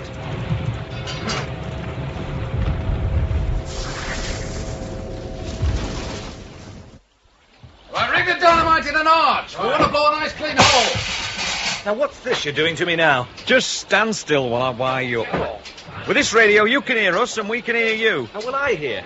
Clip this earpiece on. I'll attach the microphone to the padding on your jacket shoulder.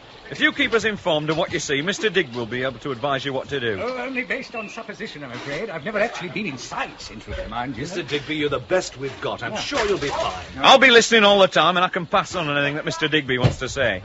We're fairly ready to blow now, sir. Right, I'll be over in a minute. Now, where's the man with my revolver? Over here, Mr. Randall. It's Inspector Randall. Not according to the new listings from the computer. Look, just give me the gun. And who's going to sign for it? I'll sign. Only 6 rounds. It's not a machine gun, you know. And don't take the paper tag off. Why not? That has to be returned with the docket after you. Oh, to hell with that. You look after it till I get back. Is this thing working, Neil? Just a minute.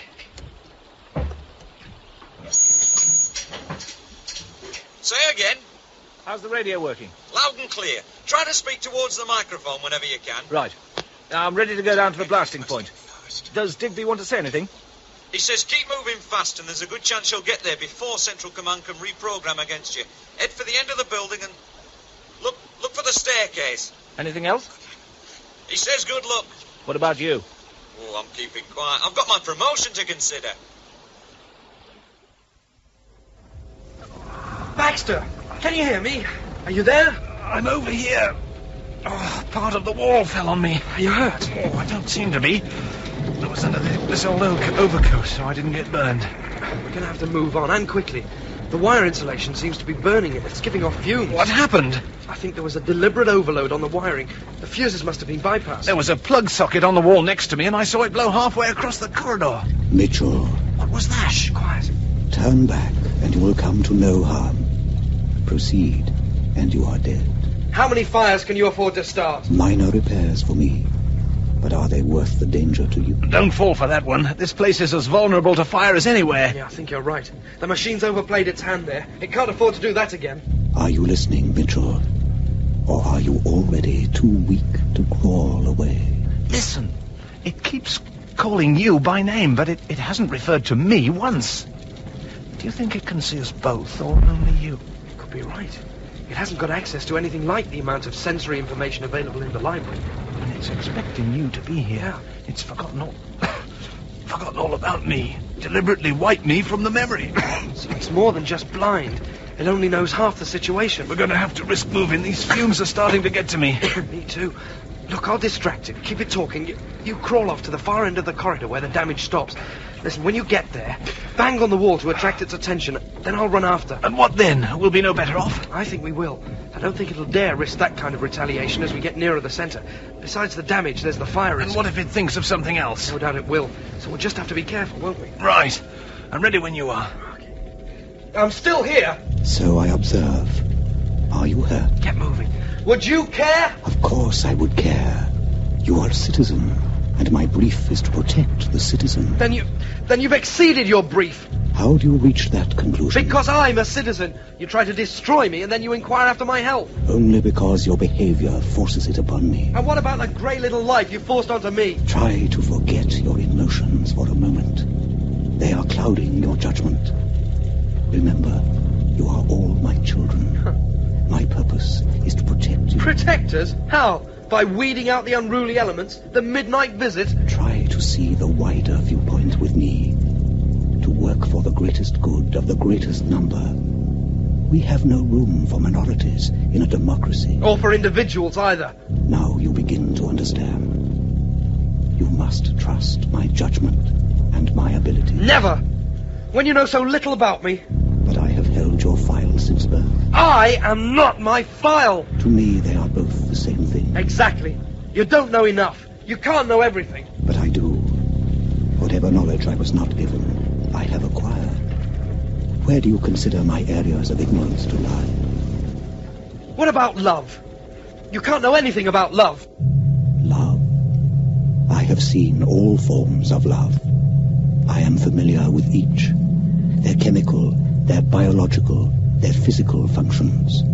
The parameters of their psychology. Their influence on behavior. Do not look to me for ignorance of love. Now, Mitchell, go! Stop! Stop!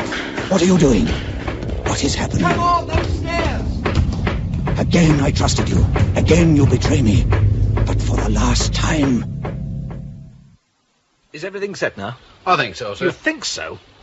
Everything is set for blasting, sir. I want to be in before the dust settles. How close can I stand? Oh, no closer than 20 feet. Outside of that, you should be safe. Most of the force is directed inwards, anyway. How much? Enough for that concrete.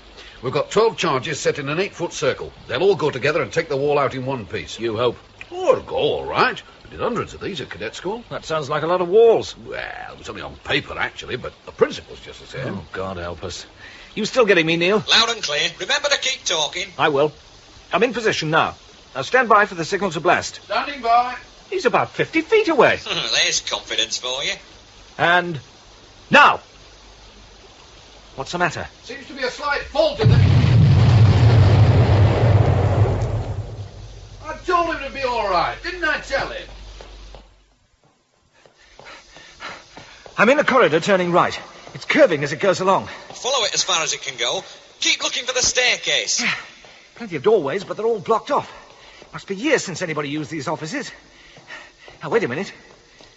Have you stopped? I've just turned a corner. No light. Use your flashlight. I am doing. Looks like I'm in the old foyer. What do you see? Well, after the corner, there were 5 open steps and then this big area. The floor looks like black marble. There are fancy pillars up to the ceiling. Yeah, it's got to be the old foyer. I can see what looks like an old reception desk at the far end. And next to that, there's an archway on one side and a set of doors on the other. Might be a lift. Wait a minute. What? Mr. Digby says the lift's probably under direct computer control. Try to find the stairs if you can. Yeah, all right. I think he's wrong. The machine doesn't seem to use this area at all, judging from the dust. There's a chance it hasn't been altered. I'm going to see what's through the archway. Have you found anything? A staircase for what it's worth. There's a tunnel of some kind being driven right across on the next level, and it blocks the stairwell. There's no way I can get past. I'm going back to take another look at that lift.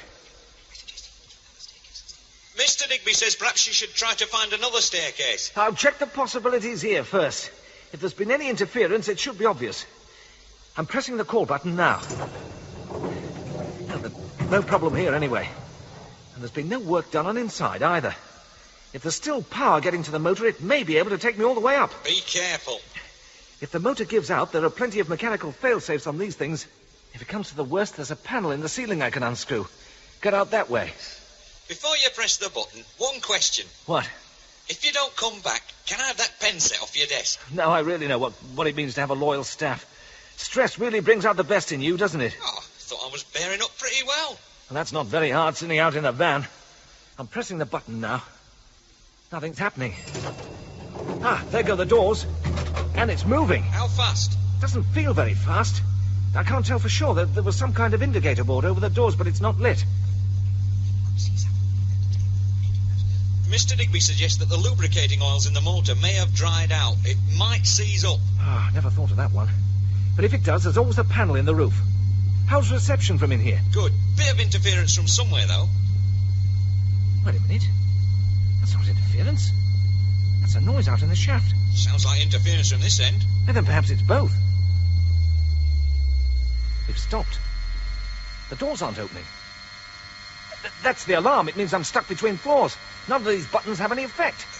Can you force the doors? No, they're locked solid. I just have to unscrew the panel and climb out into the shaft. We're still getting the interference at this end. And I'm still getting the noise in here, but it's louder. I might be able to see what it is when I get this loose. Ouch! There are sparks pouring down the shaft from somewhere. It's so bright I can hardly see. We're monitoring another big power drain into Central Command. There may be a connection. All of a sudden, I don't think I trust these fail-safes. That does it. I'm getting out. The lift just dropped about 2 feet. Digby says the computer must have spotted you. It must be pouring power into the motor to melt the cable and drop the lift. Oh, tell him he's right. I'm on top of the car and I can see it from here. There's a girder structure on the inside of the shaft. It's like a ladder. I'm going to climb onto that. Hurry up. It sounds like it's going to give way any minute. It's going now.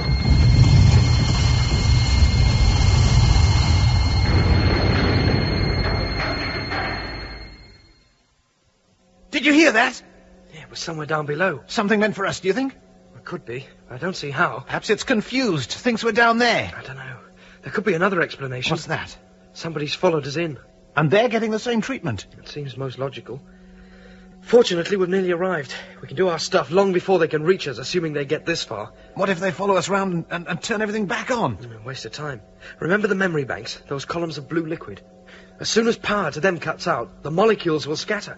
There won't be a program anymore. And all our records will have disappeared. We can go out and be just like anybody else. No. We can be unlike anybody else and not have to worry. I've got a couple of police charges to face, I know. I wouldn't worry. You can disappear into the underbelly again. Perhaps. We'll have to see. Hadn't we better be moving on? We may be spotted if we stay in one place too long. Right then. Now, I'd better tell you what I'm expecting to find, according to what I was able to read. It's the one part of the building that can't have changed to any great extent in the past 100 years or so. Certainly the fabric will be the same. It'll be a very large area with rows of big relay banks arranged in a regular circle. I've seen a picture of that. In the middle of this circle is the operational area. And that's where we want. And that's where we turn the 3 keys? Yeah, that's where we turn the 3 keys. Oh, did you have something else in mind? No, nothing. Those keys will kill the program. How far have we got to go? Not far at all. I think it's just at the other end of this corridor. It may be dangerous then. I'm not so sure.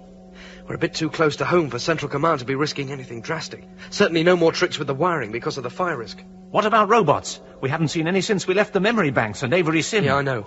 Fortunately, the maintenance robots weren't built for speed. We'll have to keep our eyes open and outrun them. I can't see Central Command letting us walk in without a fight. We've had plenty of fight already. Like it said, it's blind and its hands are tied. If it had the full use of its defense, we'd never have got past the door. Lead the way, then, and I'll watch for anything following. Can you hear me? Are you all right? Just about. The lift fell from under me. I managed to hang on to the ladder. What happened? You were right about the motor overloading. The cable melted and the lift dropped down the shaft. How are you placed? Well, it looks like I'm nearly at the top level. Any obvious danger? I don't know why, but there's water coming down the shaft. There's a stream of it not 2 feet to the left of me. Ouch! What's the matter? It's hot. It's nearly boiling. Do you think it's meant to stop you? If that's the case, it isn't reaching me. I'm climbing to the upper level. Will you be able to get out of the shaft? I hope so.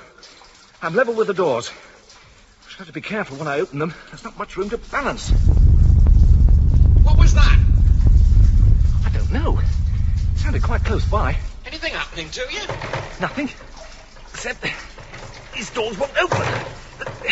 There's no handle or anything. Try pushing them. I'm bloody well trying, aren't I? They're locked solid. There must be some way you can unlock them. I don't even dare lean out too far in case I get scalded. And I'm no bloody engineer either. Mr. Digby says to shine the flashlight around and tell us what you see. I'm standing on a ledge about 9 inches wide. I'm holding onto a kind of angle iron that's bracing the side of the shaft. The bottom's full of steam, so I can't see where the lift fell to. The hot water's pouring down heavier every minute. I'm sheltered here, but that won't last when it builds up. He says, what about the door? What? What about the outer doors of the lift shaft? I've just told you, the doors are locked solid. Mr. Randall, can you hear me? It's me, Mr. Digby. Yeah, I can hear you. Look on the housing around the doors. Look for some sort of lever or wheel mechanism. Well, there are all sorts of boxes and cables and... No, you're looking for a lever. Something that will be tripped when the lift moves into position on that level. Probably at the top of the doorway. Ah, yeah, I think I'm with you now. I'll have to climb up onto the level of the door itself. I'll have to move carefully. Everything seems to be covered with old grease. If you reach that lever, the safety locks on the doors should disengage. Yeah. I think I can see it. It's like a sprung arm with a rubber wheel on the end. Reach it. I can reach it. It won't move. I can't get the leverage to push against the springs. You have to move it. The doors will never open otherwise. There may be some other way out, an inspection panel or something. Oh, that does it. There are pipes bursting up here. I'm going to shoot off the springs. Here, give us that. You've only got 6 bullets. Well, they're no use to me in here, are they? That's it. How are things at your end, Chief? Marvellous. Never better. Why do you ask? Where are you now? Well, I assume it's the top-level corridor. But at the moment I'm sitting in it. I can see where all that water came from. What do you mean? Oh, that rumble we heard. It was a water main bursting under pressure. It must be part of the cooling system. You mean the heating system? Oh, what difference does that make? It blew out and took a big section of the ceiling down with it.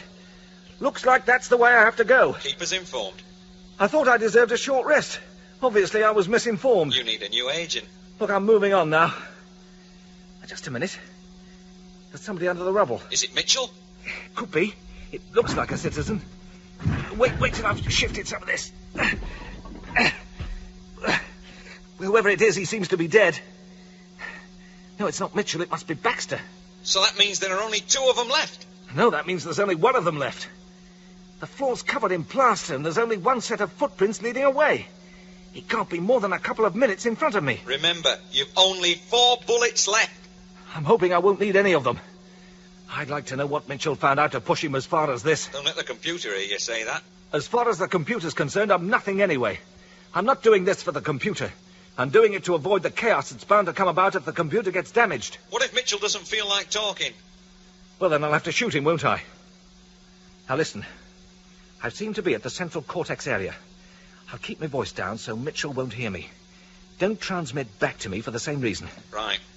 Good luck. Thanks. Right, moving in now. It's a big circular room. There's light coming from somewhere, but I can't see where. There are banks of machinery about 8 feet tall, and they're all in rows with narrow avenues between them. All the avenues lead towards the centre. Strange. I thought it would be noisy, but all I can hear is the air conditioning. Wait. I just heard something else. Over towards the middle. It may have been Mitchell. There it is again. I'll move in closer, but I don't want him to see me yet if I can help it. Yes, it's Mitchell, all right. I can see him now. He's bending over a bag of some kind. That must be what he was seen bringing in, so now we know what was in it. Remember policewoman Parkins? She told us about a leather glove with metal studs before she died. Well, now we know what it was really intended for. I'll have to make a move or I'll be too late. Mitchell! What? There's a gun on you. Step away from that panel or I'll fire. So I was right. You did follow us. Just move away from the panel. I shouldn't have wasted time. I should have gone straight over and turned the deprogramming keys. I was a fool, trying to make it into a little drama. Away from the panel! I haven't come this far to stroll back out again. You won't use that. 2 of our people are dead because of you. And 2 of my friends are dead because of this. Look at it. Look around you. You're standing in the middle of the most sophisticated murder machine ever devised. That's ridiculous. Is it? Go out into the streets and watch the dead men going past. Living's too much of a pain. They don't want to know. Give them TV. Give them music. Anything, as long as you don't ask them to care. Make things easy for them. Not better, just easy. Get away from that Kill panel. me first. Did you get him, Chief?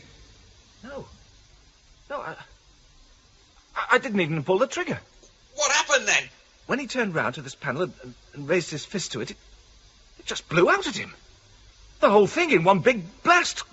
Glass, metal, wire. I'm going over. Keep the gun. Make sure he's dead. I'm unplugging my microphone for a minute. Stand by. Mitchell, can you hear me? I picked the wrong panel, didn't I? You're losing blood everywhere, man. There's nothing I can do for you. There's one thing. You could turn 3 keys. I can't do that. Why not? In your job, you must have seen it all. You must know what's going on. What set you off? Was it the genetic engineering? You knew about that? And you still tried to stop me? Of course I knew about it. Anybody with half a mind could work it out from the evidence. And as things stand, in a country of 85 million people, Central Command is the only thing that holds it all together. It may be lousy, but it's the only system we've got. You kick the pins out and we're back in the Stone Age. Well, that's where you're wrong. There's Operation Failsafe. Operation Failsafe? What's that? A small item of information, courtesy of the archives. It's the reason why Central Command was so enthusiastic about having me dead. But what does it do? It's part of the basic program that the computer can't rewrite. When they first put this place together, they had obvious reservations about handing over too much power to a machine. But Central Command was an all-or-nothing project. Do it in half measures, you might as well not bother. So they protected themselves, they thought, with Operation Failsafe. When those 3 keys are turned, the governing program cuts out, nothing else. What, you mean? All the other services carry on, but they're no longer being coordinated into a governmental program. There'll be confusion, but not chaos. A breathing space whilst people come to understand the need for setting up new decision-making processes. And where will these people come from? The citizens? No. The underbelly. I can't believe it. It's too ridiculous. Listen. Why do you think the machine went to such lengths to protect this area? To remove all traces of its origins? It's not just a machine. It thinks it's a life form. It's prepared to preserve itself at our expense. We're nothing to it, any more than points on a graph. Those are the exact terms in which it thinks of us. Look, you know I'm right. Turn the keys before it thinks of another way to get us.